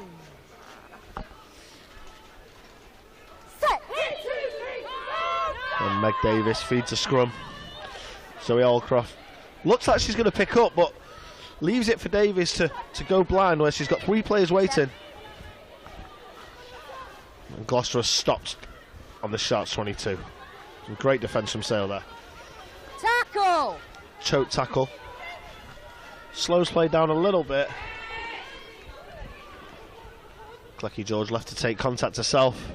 It's a great bit of play from Gloucester there. Pip Hendy just cuts an outstanding line through the Sharks fence. Sorry, not Pip Hendy. Mia Venner. She's been great today. 1 try already, and she's just cut the Sharks defence apart to score a second, Ben. What do you make to that one? Yeah, there must be something in that 15 shirt for Gloucester. Obviously, we've spoken all night about Emma Singh and that she's top point scorer. Mia Venner showing how well she can do in that shirt. She's electric when she gets the ball in hand. Obviously, she beats one defender, cuts back inside, and uses her pace to finish on the line, which she showed at the end of the first half. So bookending those 2 halves with a try for herself, I think she's going to be very happy about how she's performed so far. And obviously, a disappointing for the Sharks, especially with a player advantage to concede that try and give Gloucester their bonus point already just to start in the second half. And I don't think we can overlook Meg Davies, Ben. She's really kept Gloucester ticking over today. Really good player, really astute. Young girl, but she's got a bit of experience now. And she's really keeping this Gloucester team ticking over this evening, should I say. Yeah, the Welsh international. She's really controlling the pace of the game. She's getting it from the base and playing really quickly. I think she's sort of set the standard so far for what we want to see from pace of play, and obviously she really put us on the back foot when she plays the base of the ruck so quickly, and it's shown so far with the amount of tries that they've scored already. Clecky George off target again. She's had a tough night off the tee so far. Yeah, and we had to bang the same drum. Obviously, Emma Singh usually their place kicker, and just shows that we're still in with a fighting shout of this game, considering we've still got an entire half to play, and there's points to be had for Sharks. Obviously, Gloucester leaving 8 points out on the table, so still within touching distance if we can get the next score on the board. And that restart from Wilkins taken well by Ellie Rugman. Meg Davies out to Beth Stafford, who breaks tackle. Oh my God, it's great play from Gloucester. Ends up with Bethan Lewis. And they're really up in the tempo this half, Ben. Yeah, great hands from their forwards there, good line break, and then popping the ball off to keep it moving. Not the greatest pass, but obviously they're getting it to Sarah Beckett again to try and smash up the middle as she's done so far in the first half. Sarah Beckett's so physical, Ben. Ball was exposed, mate. Yeah, we've seen her do it in a Red Roses shirt. She's doing it again tonight. She's just using that size and that power to crash over the gain line and give Gloucester that go forward. Great tackle there from Rigoni. It's Meg Davies again. Swift ball out. Again, Millie Hyatt. Quick inside ball to Buggy. Meg Davis. Again, Millie Hyatt. This time, Steph House that takes the contact. It's a great interception from Rigoni. She latches onto the ball. The play comes back for a Gloucester penalty. Probably think Gloucester will look for the tee here, Ben. Right in the middle of the park. Just keep that scoreboard ticking over, but remains to be seen. Yeah, it's obviously not been their friend so far tonight, so that may sway their decision as they look to be going for the corner as opposed to taking these points. Really trying to turn the screw here. And George finds touch inside the Sharks 22. 22 is you, girls. 22 is you. Thanks, Gillian Bowen's been really impressive at the line out so far today, Ben. 100%. Yeah, been very, very strong, been very solid. Set piece sets the foundation for a good, strong forward game, and they've been very solid so far. As we'll see when Sharks start to ring some changes to try and affect the set piece in terms of the line out and the scrum. Yeah, you won't be able to see it on your screens just yet, but we've got Molly Morrissey and Nick James warming up on the sidelines, ready to enter the field. Out now, Blue! Gloucester set them all off that line out, and it's charging towards try line. Sale have put us. Yeah, she's gone, mate. Plenty of options for the visitors here. Sarah Beckett again taking contact. She's so difficult to stop, then.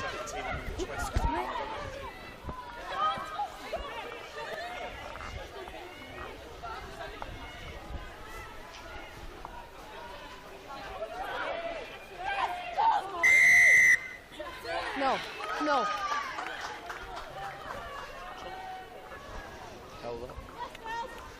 And Gloucester get over for another try. After really applying the pressure on the Sharks' defence inside the 22. So clinical tonight, Ben. Yeah, they've done really well when they get the ball in the 22. A few entries and they've scored with a large portion of them. I think they've been very happy with how they've executed. Obviously opposing to Sharks so far, where they've had a lot of entries to the 22, looked really attacking, looked really good with ball in hand, but just not managed to get those points on the board and come away with what they want in terms of tries. And you'd like to think Clecky George will knock this one over from in front of the posts, but you never know.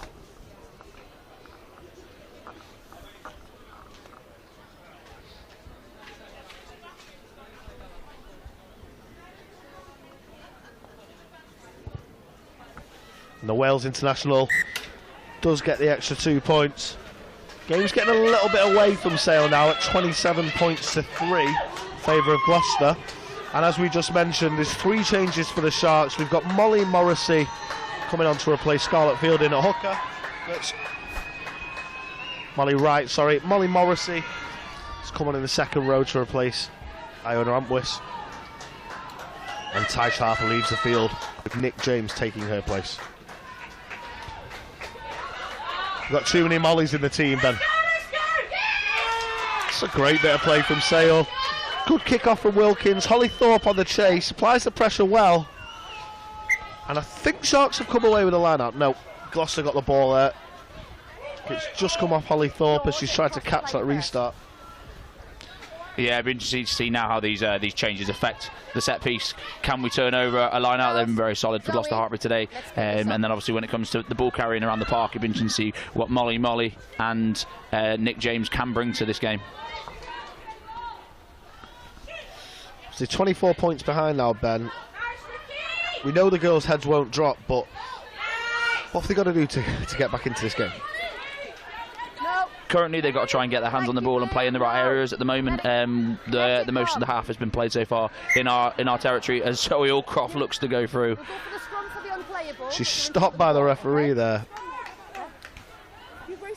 Again, Gloucester really know the rules and they're exploiting them pretty well. They didn't get away with that one there, but all night they've been pushing the boundaries. We'll have another scrum here. Sharks put in Sophia Stefan. Here we go. So our first attacking scrum of the half. It'll be interesting to see now these changes have been made, what we can do. If it were me, I'd want Moana Tallinn picking on the blind side here, just like Gloucester did in the first half. If we can get Holly Thorpe right on the edge and isolate the winger, I think it'll be an excellent opportunity to score. We just need a solid base of the scrum here. Let Miles pick and go, and then hopefully offload to Holly Thorpe down the blind side. But let's see what Stefan decides to do here. Fine.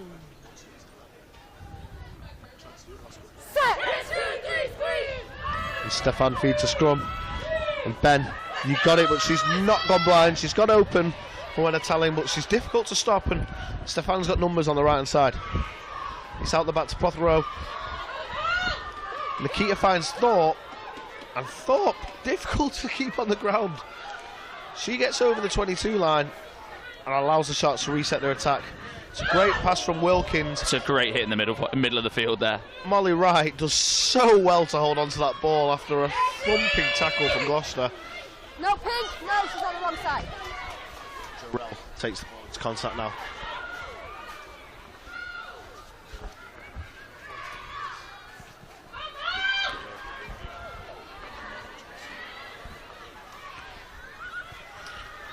Sale, a great chip through there from Wilkins. She tries to recover her own kick, but can't. Gloucester do get the ball, but they're under pressure now, 5 metres from their try line. Yeah, another good decision from Wilkins there to try and kick the ball in behind and put Gloucester on the back foot and try and exploit those gaps that we've done so far with the likes of Sophie Hopkins and Holly Thorpe.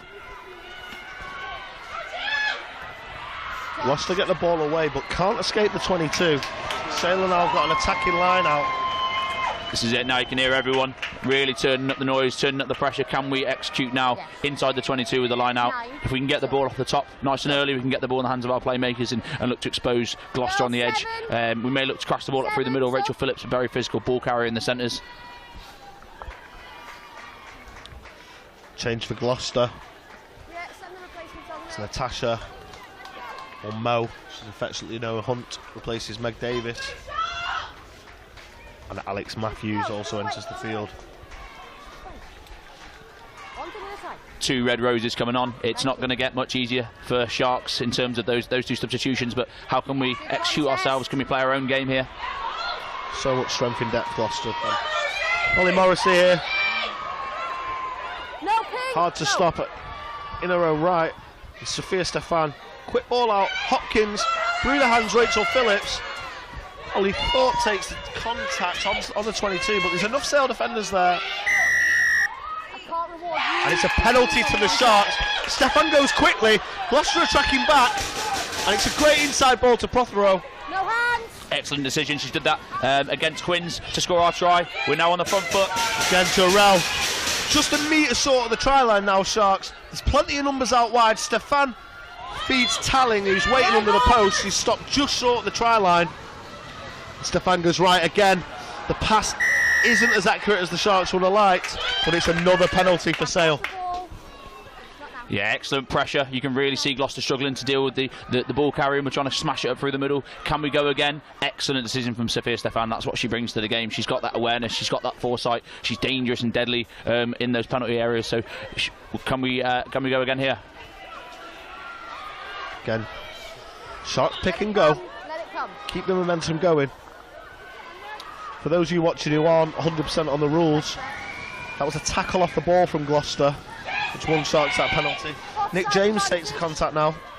And Sophia Stefan, she's got a forwards coming round the corner. Just a short pop pass up to Katie Benson. And Stefan, hesitant. Robin Wilkins on the ball. Good decision from Robin Wilkins there. Didn't want to risk throwing that pass out wide. Took it into contact. Talling again trucks up towards the try line. Stefan goes the opposite way.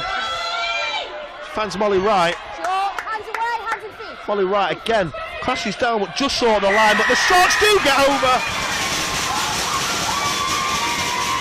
It's a great bit of play, and it's Sophia Stefan who darts round the right side of the run and dots on the post. Ben, we've said it all afternoon. the experience there from Stefan.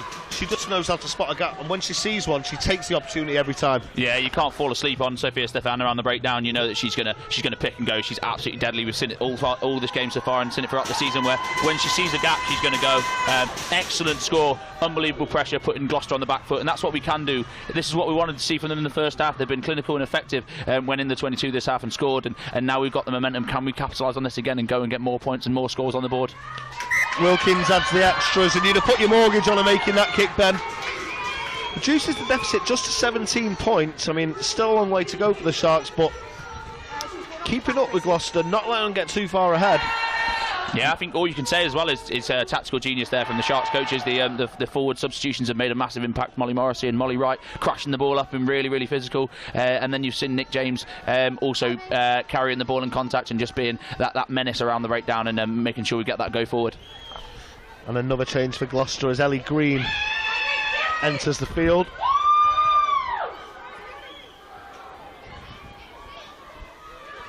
Sharks on the ball. Looking to run it out of the 22 at the moment. Stefan looks to box kick, but the ball goes straight in the air. It's a difficult one for Gloucester to deal with, though. But it's a penalty to the visitors. A sailor offside. I think Sophie Hopkins was just in front of the kicker there. Again, as last week, there's a bit of argy-bargy going on there, Ben. Yeah, it's a very physical game, and Gloucester won't like that they've just conceded that try there. They've been put on the back foot, and they'll have a point to prove now. Obviously, Sharks coming at them and really showing them what they're made of. Yeah, we'll have a Gloucester line out just inside the Sharks 22 here. 2 and 3 sub. 2 and 3. 2 and 3 subs. Just then we'll let line out. Don't make me keep telling you to come in, okay? Let's speed it up. 2 more changes for Gloucester. Lisa Cockburn comes on, a tight head prop. Just in general. Well, we've got time to have a normal chat. And Neve Jones, replacement hooker. She's got big boots to fill. The Gillian Boag's not missed a line out all day. Yeah, first involvement in the game is going to be this line out, and they're going to want to hit the player, hit the mark here, and drive into the 22 and score. I think that she's got a lot of pressure. Can she make this first line out? 9, go back. And Rachel Phillips also makes way. We've got Katana Howard on the pitch now. Katana's really physical, Ben. Thank you. Yeah, in a very similar mould to Rachel, except she's got a lot more to offer in terms of her kicking game. She is expansive and a playmaker from that 12 position. So, be interesting to see if we utilise her as a 12 kick in again to try and find those gaps. And Gloucester really using the space out wide well. Sharks bite a bit on that tackle, and they just give Pip Hendy a way through.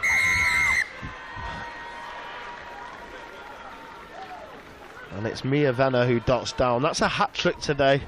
As we've said, Gloucester really know how to get that 15 shirt on the ball, Ben.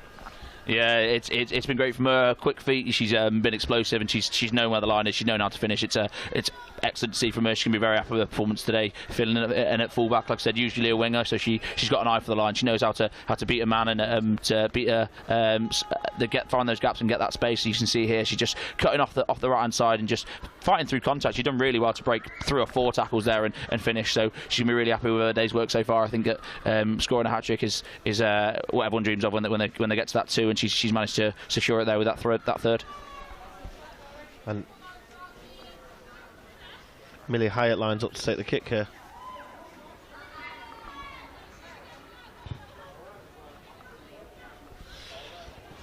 The kick's good for Gloucester. Takes the scores to 34-10.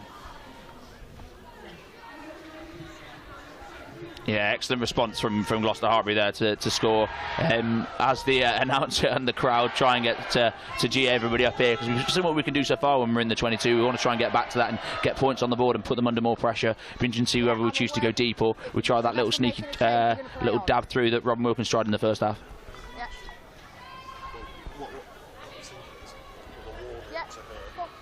We're playing on. We've checked. We've checked. She just won a hat trick. We'll interview her. Yeah. And then what we'll do is. She won a hat trick. And then we'll interview Sophie Hopkins. Thank you. We'll do her because she's leading us about next year to get to France to play for us. So we'll talk about that. And then we'll go to Sale. Good restart there. The ball's dropped. It's a by Gloucester, and we'll have a scrum just outside the visitors' 22. Excellent kick-off. Slight error, which you've not seen many of those from Gloucester-Hartpury there, trying to take the kick-off and then getting pinged by the referee. So attacking scrum here, similar position to how we got the score in the early half, early stages of the half here. So will we look to see Moz pick and go around the open side again and charge through the middle? Holly Thorpe and everybody lined up on the right-hand side of the scrum here. So I think it's pretty obvious what we're going to do. Can Gloucester-Hartpury stop it?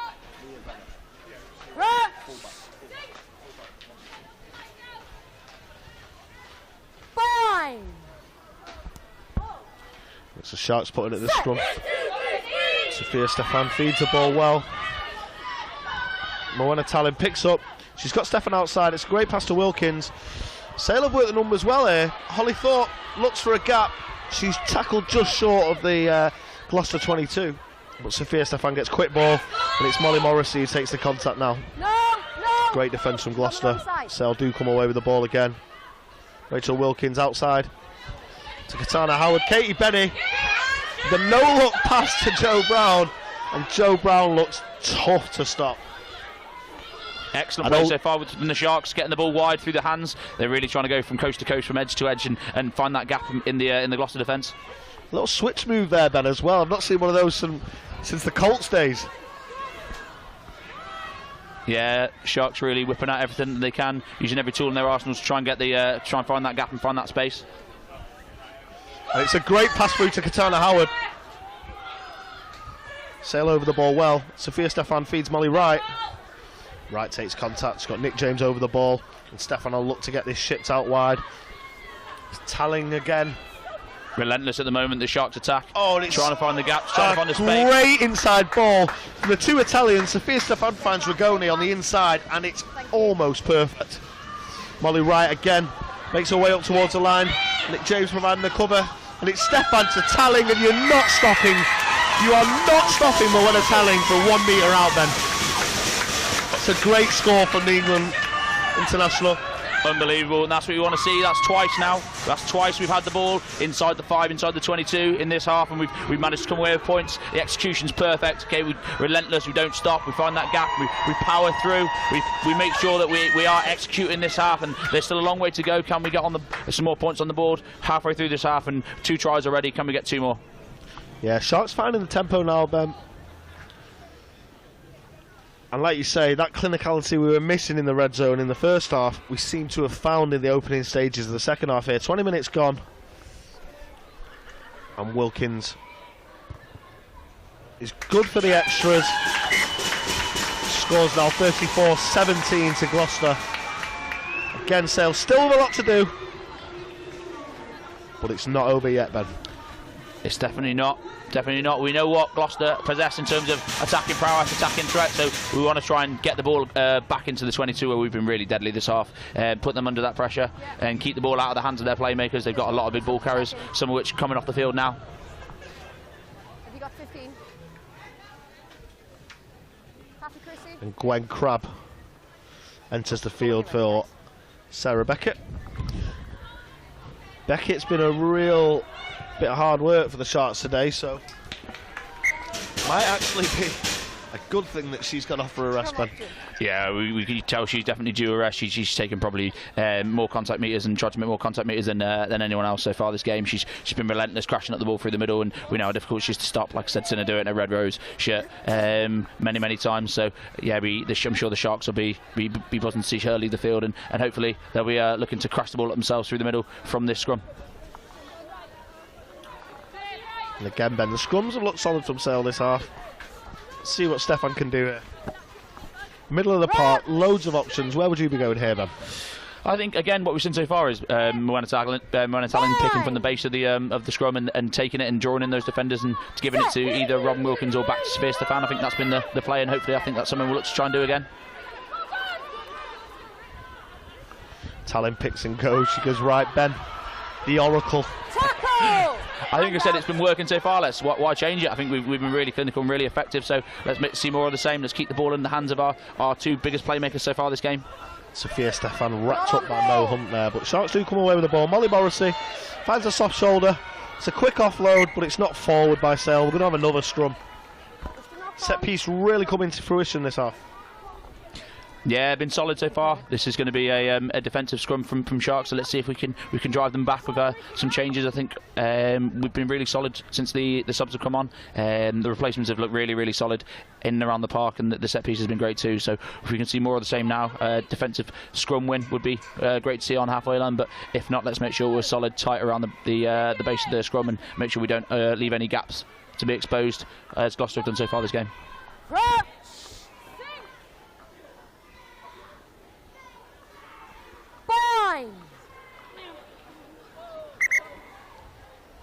Girls, let's not stop fighting for space. Reset, let's go. The scrum will be reset. Come on. We've got Laura Perrin warming up alongside Willow Bell. A couple of changes coming for the Sharks. What's Laura Perrin offer for Sale, Ben? She's really physical as a ball carrier, but she's got a great left foot. She's got an absolute boot on her, so maybe we'll see her utilise her left peg and be pinning the Gloucester-Hartpury players back in their own 22. And if not, playing a few cheeky grubbers through to either Holly or Sophie to get on the end of. Let's scrum off with swapping experience for a bit of youthful exuberance, and it's an outstanding scrum from Sale. And a penalty right where the Sharks need it, Ben. Hopefully we'll get Robin Wilkins boot to ball and find a line out on the 22 here. But another great showing at the set piece from the Sharks. Unbelievable. It was quite good in the first half, but this second half has been absolutely unbelievable. That's probably one of the best defensive scrums I've seen in a very long time, and we look to go again. We want more of the same. Sale look to scrum again, and these changes in the front five are just making huge dividends for the Sharks at the moment. Yeah, I mean, like I said, the proof's in the pudding there. I mean, we just drove them back on their own scrum about 5-10 metres and put them under a lot of pressure. The referee's going to see that now and think there's more of the same. Another penalty's coming our way, and can we capitalise from this? Like I said, same old. I'd imagine Moz picks from the back and feeds to Sophia Stefan to try and exploit those gaps in the backfield. Gloucester put the shunt on this time, but Stefan gets the ball away well, and Wilkins puts boot to ball. I think that's touched by a Gloucester player, so everyone's on side, and Holly Thorpe's up in defence. It's charged down from Beatrice Rigoni, and the ball ends up in the hands of Robin Wilkins. It's a great bit of lucky play from Sale, but a fantastic position for the girls. Tallinn takes contact there, and Wilkins marshalling the backs now. It's a penalty to the Sharks inside the 22. Sharks will go to touch here, but it's really important. Molly Wright hits her number at the line out. Absolutely fantastic. Again, an entry to the 22 and just so much pressure. Gloucester don't seem to know how to deal with the attacking threat that we're putting on. The physicality that we're bringing to this game is really stepped up now, and it's amazing to see the forwards and everyone just getting stuck in. Another great charge down and catch and carry from Bayer and Katana there. I think if we can hit it here, then we'll be in a great position to drive this over 5 metres. Sharks really turning the screw here, Ben. And to add to the two changes we just mentioned of Laura Perrin and Willow Bell, we've also got Amber Shona headed onto the pitch in place of Katie Benson. Some fresh legs here in the scrum will be good. And it's Beatrice Rigoni that makes way for Laura Perrin. Sale win the line out, set them all, and it is powering towards the line. They've really turning the screw here, Ben. Gloucester all over the show. Sale are going to struggle to come away with the ball here, I think. Hands away now, Blue. Hands away, it's a tackle. It's messy, and yeah. Gloucester have managed to get their hands on the ball here. Yeah, great defensive effort. Molly Morrissey just couldn't bring that ball down. They leaped straight on the ball to keep it up high, which meant we couldn't get the ball down and drive it over like we want to. And Mo Hunt clears but misses touch. Fortunately, Holly Thorpe just spills the ball as she gets under it. Another scrum for Sale though, and it's proving fruitful so far, so more the same. And again, for those not 100% on the rules, that ball was knocked forward into touch, giving Gloucester the option of a scrum or a line out. And they've opted for the line out. It's worked really well for them so far today, and again it does. Gloucester set them all. And Mo Hunt marshals it from the back. We'll probably see a clearance here for the England international. No. Tackle! Zoe Allcroft takes the contact. Go back in front. Go back. And then the ball eventually goes out the back to Ellie Green. Nikita Prothero. Let's see some pace here. Probably a bit too much on that kick. And it's gone straight out. So the Sharks lose a bit of field position there. It'll be a Gloucester line out on the 10-metre line. Yeah, the idea was there. Unfortunately, execution just a little long. So those gaps have been on, their space has been on all season. So all game, I should say. So I think if we can execute those a little bit better, we'll be in a better place. Obviously, it's a attacking Gloucester line out here. I think they'll still try and look to exit and clear from here. It'll be interesting to see if we can get up and steal this.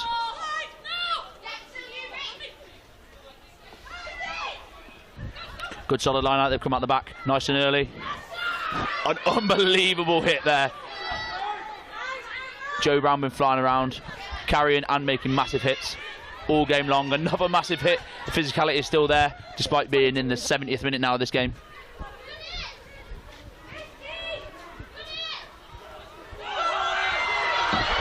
Thorpe breaks her. She's looked really good in space tonight, Ben, Holly Thorpe. Yeah, she looked really, really good. Excellent little step and give from Nikita Prothero. She's been fantastic marshalling the backfield. An intelligent kick from Robin Wilkins there. Pins Gloucester back into the 22, and the chase is on from the Sharks. 21, go back!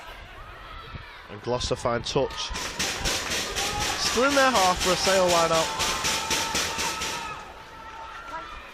Ben, 10 minutes left. It's about time we started thinking about our play with the match. It's been a few. It's going to go the way of Gloucester, I think. Notable mentions to Meg Davis, who's really good for the 50 minutes she played. Sarah Beckett as well, proving influential for Gloucester. But I think we're going to have to go with Mia Venner.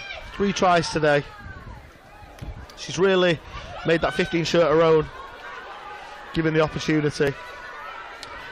Yeah, it's excellent game from her. She'll be really happy with how she's played, and it's going to be very difficult for anyone to try and take it away from her after the way she's played so far. So yeah, she's going to be really happy. I think it's the second game where 15 has scored a hat-trick against us, so Sharks won't be too happy about that and the way that they've managed to defend that. But from an attacking performance from Gloucester-Hartpury, it's just unbelievable from what she's done so far. So she's going to be really happy and well deserving of the player of the match so far.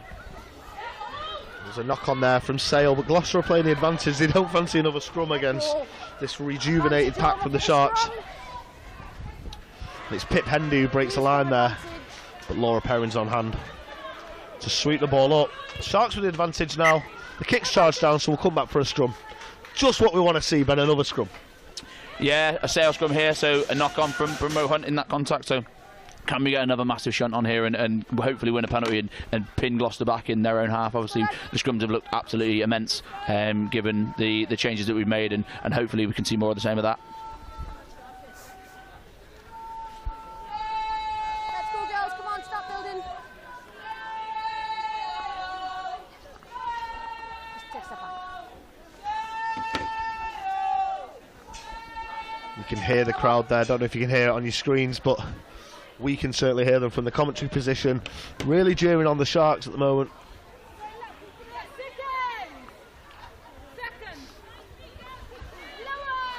Here we go, change from 9 so we can see how they play this attacking wise. Sale Sharks, whether Willowell looks to get the ball straight into the hands of Katana Howard or Robin Wilkins, or whether we see more of the same from Moz picking from the base and giving us a little bit of a go forward and a change of angle from the base of the scrum.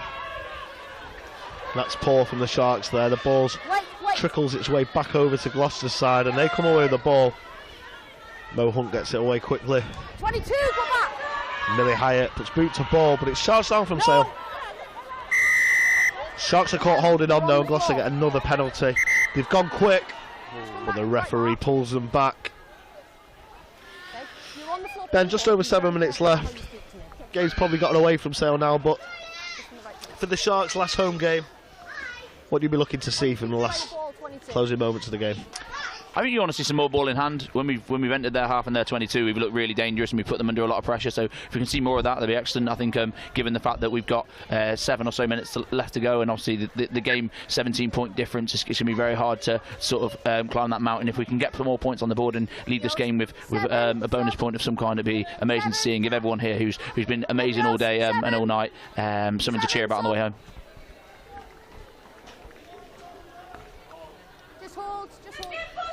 Lee Jones here will throw into the line out.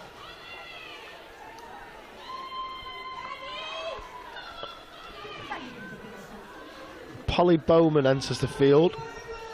She'll replace Neve Swales in the back row for the last 6 or 7 minutes. Gloucester win that line out and set them all, and it looks good. I've got to be honest, Ben, it doesn't look like Sharks going to be able to stop this one. No, something they can do, very, very physical, very dominant, but if we can get underneath this, stop this rolling over the line, will be an amazing defensive effort. And it's really well set up from Gloucester. Don't get over the line though, and they have to come out the back. Defences up quickly for Sharks. Gloucester looking for options here. Mo Hunt's got an option blind. She doesn't take it.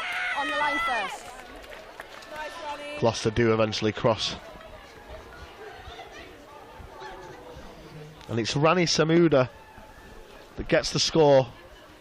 It's the final nail in the coffin, I think, for Sharks, Ben. Really well set up that from Gloucester. It's something they worked on in the training ground. It's what all forwards and all forwards coaches want to see, is getting the ball down and just rumbling forward. It's almost impossible to stop legally, that is. And obviously they do manage to get the ball over the line there and get their try to reward their efforts of their forwards. So 5 or so minutes to go. Will Sharks look to pin Gloucester back in their half and try and put them under pressure for the last couple of minutes to try and get another score on the board? We will see.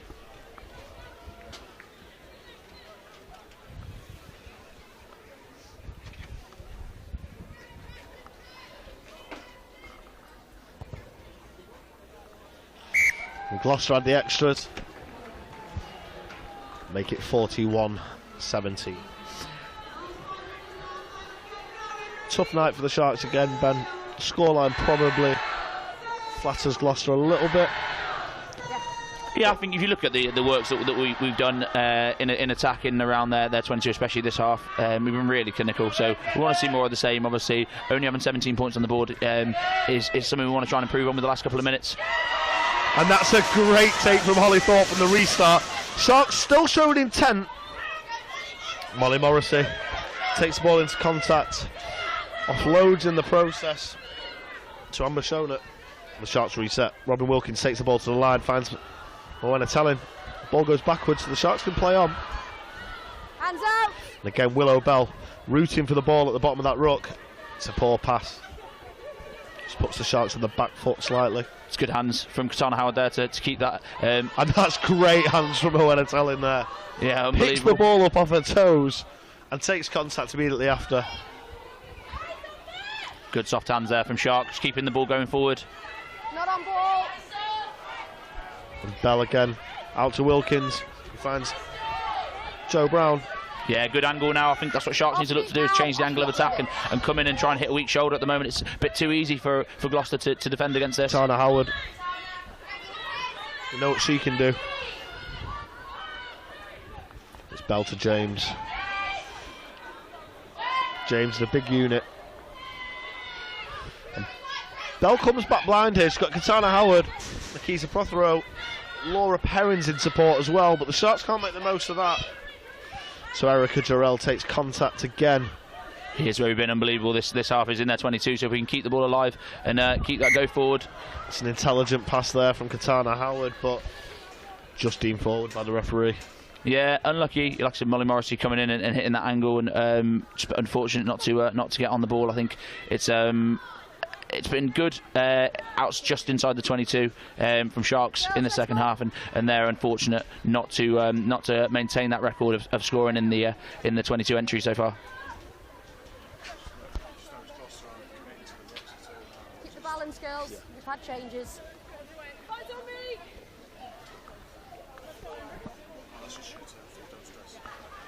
Second. 2 minutes left on the clock, Ben. What do we want to see? Another scrum. I think, to be fair, especially the second half, the scrums have been unbelievable from Sharks. So if we see another massive shunt here, it'll be great to see, with the crowd something to cheer. Mo Hunt feeds it in. It's a quick ball out the back. Mo Hunt finds the space well. She's there to keep the ball alive. Great, making 2 tackles in quick succession and wrapping up Mo Hunt there. She's not part of the ruck. She's not part of the ruck. Again, Sales still staying strong in defence. despite the results, great pass out wide. Zoe Oldcroft can do it all, Ben, can't she? She can take the contact, she can make the meters, she's got soft hands. Great player. Yeah, there's a reason she's played so many times, and like I said, not just her leadership, but her ability is one of the reasons why she's Red Rose's captain and leads by example on the pitch. Gloucester looks to put Sale under pressure with a kick, but Nikita Prothero, again, she likes attacking the line. She's got Erica Jarrell in support. Jarrell makes it over halfway. Willow Bell. All back.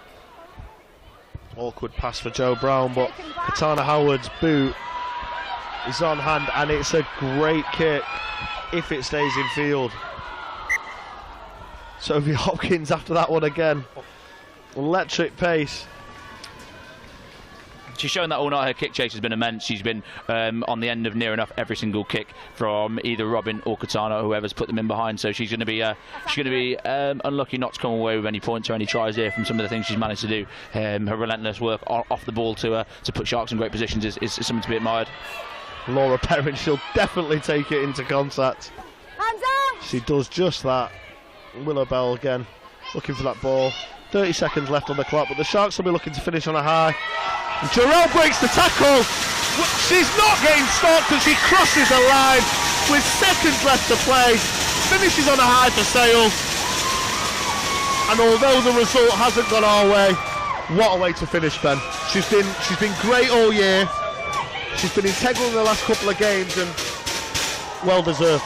Yeah, 100%. That's what you want to see. I mean, that's what it's all about. Like I said, you never give up, never die, never give in. Obviously, you want to score as many points as you can, and to finish the game like that, I think that's something that we can all be proud of, and you can build on that and take it into the next game. The season's not done yet. There's another game to go, so we want to try and get another win on the board. But yeah, unbelievable effort, unbelievable heart from everyone in the team to get that there. They could have easily just given up with a few seconds on the clock and nothing to play for in terms of points. But we stuck our ears back and we've got over the line and we managed to get the score, and everyone should be really proud of that. And great end to the game. Obviously the score didn't go our way, but fantastic there for us to score right at the end there. Yeah, Wilkins had the extras there. Scoreline will finish Sale Sharks 29, Gloucester-Hartpury 41. Again, Ben, we said the result was flattering Gloucester. Probably is a bit more true now at that scoreline. 12 points in it. What do you make of the match today? Yeah, brilliant game, and I think that is a very fair reflection of how the game's gone. I think we showed in the second half especially how we can be attacking wise, and obviously we were disappointed in the first half not to be as clinical because the game might have been slightly different. Obviously Gloucester in their moment showed unbelievable attacking effort, and I think that given the game's finished the way it has, I think everyone will be happy, considering obviously Gloucester secure their home semi-final, and Sharks show what they can do when they've got the ball in hand, and excellent from them, and I think they should be really, really proud of how the game's gone, and obviously hopefully that's given the fans that are watching something to think that to come back for next season and get really stuck in and keep supporting the girls. And again, thanks for tuning in this year, guys. Our final home game of the season, so this will be the last you'll hear of us, thankfully. But we're going to head down to the pitch and speak to a couple of the Sharks players.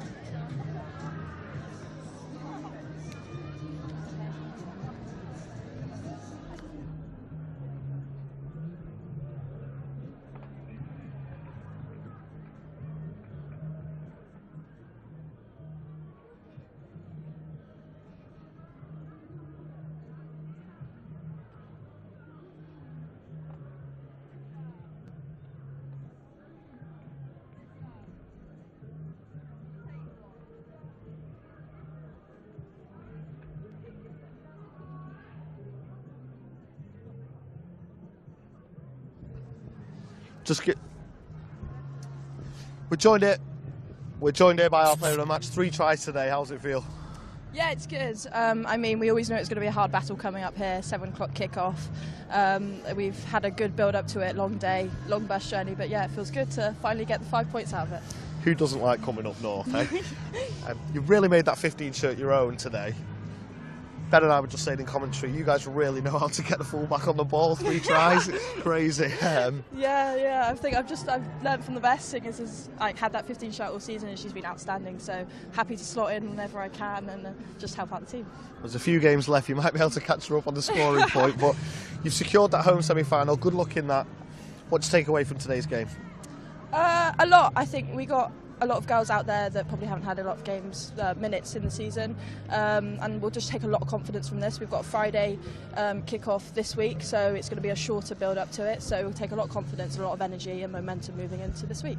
Awesome. Well, it's a win on a Saturday night, so I'm sure the bus journey home will be nice and fun. Yeah, no, it's pyjamas for us and a movie, but yeah. Thanks very much. Thank you very much. We'll go and see some of the Sharks players now. Unfortunate result, but let's see how we can go.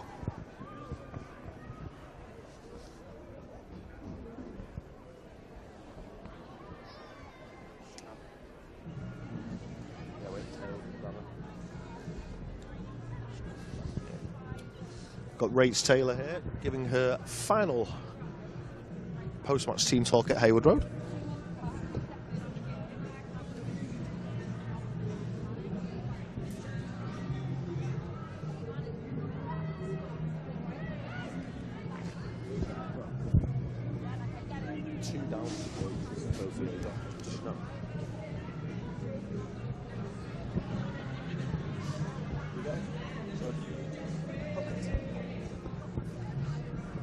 This with me.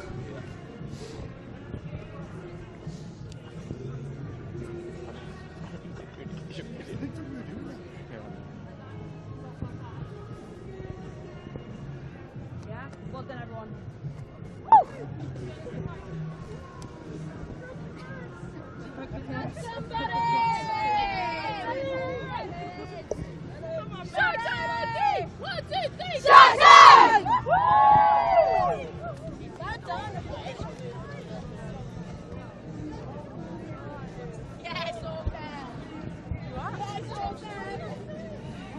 You're not Hi, interviewing me, are you? Yeah. Hiya. Hi, Ben Hyde. Welcome back, guys. We're here with Sophie Hopkins. Sophie, great performance today. 2 almost tries. I'm sure the legs are sore. What did you make of the match today? Well, I'm obviously fuming about them tries. Mia Venna, if you're watching this. But yeah, other than that, I'm very happy with how we played and finally broke that bonus point curse. So yeah, I think everyone's buzzing with how we came back from in the second half. And yeah, I think a lot of positives to take from today. So yeah, very happy. You mentioned Mia there. She was great in defence and in attack. That's hat trick. So she got 3, you got none, unfortunately. Okay, rub it in. That's it. But Sophie, you'll be leaving the club, not leaving the club, but you'll be going on a bit of sabbatical in France. I will be, yeah. You'll be playing your rugby in Lyon next year. Yeah, that's the plan. Are you looking forward to it? Very much looking forward to it. Yeah, a little break from rainy Manchester, huh? And why are you doing that? Just tell me, guys. Well, it's actually part of my university course, so it's not a choice to leave Sale, guys, don't worry. But yeah, I study French at university, so it's part of my international year, so I will be going there to practice my French, but also learn French rugby. Merci beaucoup. De rien. Thanks, guys. Thank you, Sophie. Well played. And we're just waiting for Rachel Taylor now to give a final post-match chat.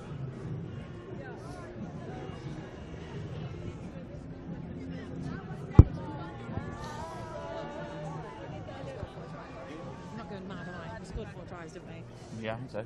Pretty sure we did. We've got 29 points, so we do well. We do well to get 29 points. That's 4 tries. Oh my God, you're both doing it. Yeah.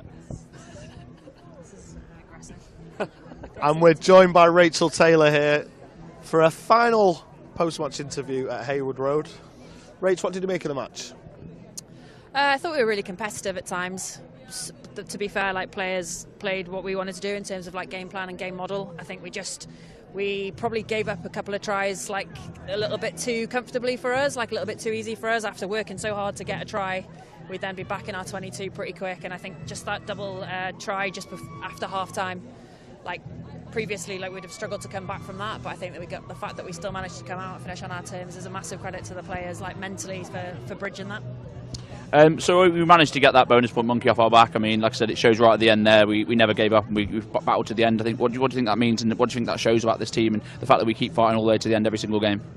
Yeah, I think it shows like how far we've come in terms of growth. We knew our fitness was a big part at the beginning of the season, where we were at in comparison to some of the other teams, and I think the fact that we're scoring on 80 minutes shows that they've done a lot of work behind the scenes, you know, the unglamorous lots of running in their legs that they've done across the season. But I think that's part of where we have to start next season now. Ultimately, like, that's the baseline.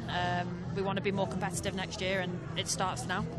What did you say to them at half-time that really G'd them up and obviously got them over the line? And we were speaking on commentary about how if we were more clinical, we'll get the points on the board. And we came out the second half and we executed that, and we were clinical. We made the counts to the 22 really count. What did you say to them? What you can tell us anyway?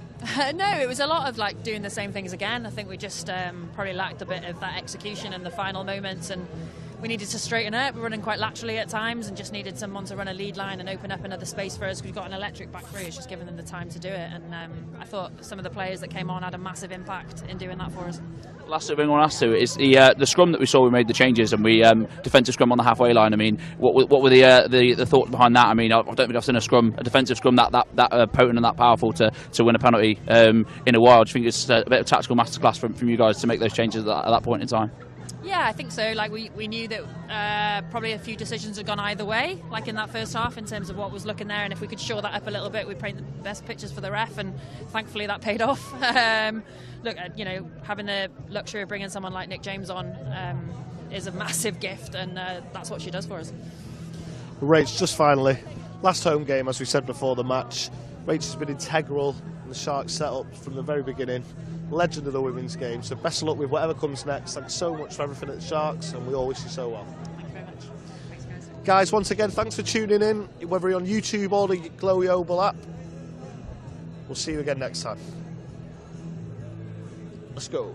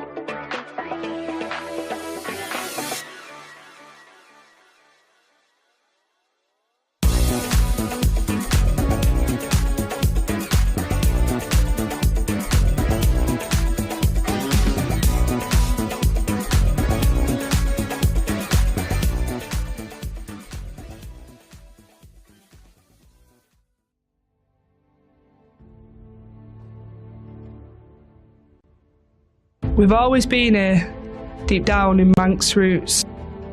Grown up in this city, cogs, metal and boots.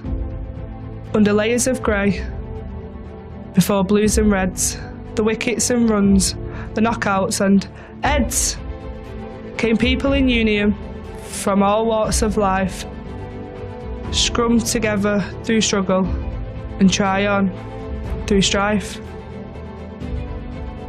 We do things differently here, yeah, good and proper. Stars in our eyes and mud on our clobber. With passion and pride, we stand hand in hand, 'cause everyone's welcome, on pitch or on stand. A city of sharks with courage and bite. Chip balm and a brew. Ah, go on love, a pint. Respect all, fear none. Come win or come loss. So come on our kid. Let's show 'em who's boss.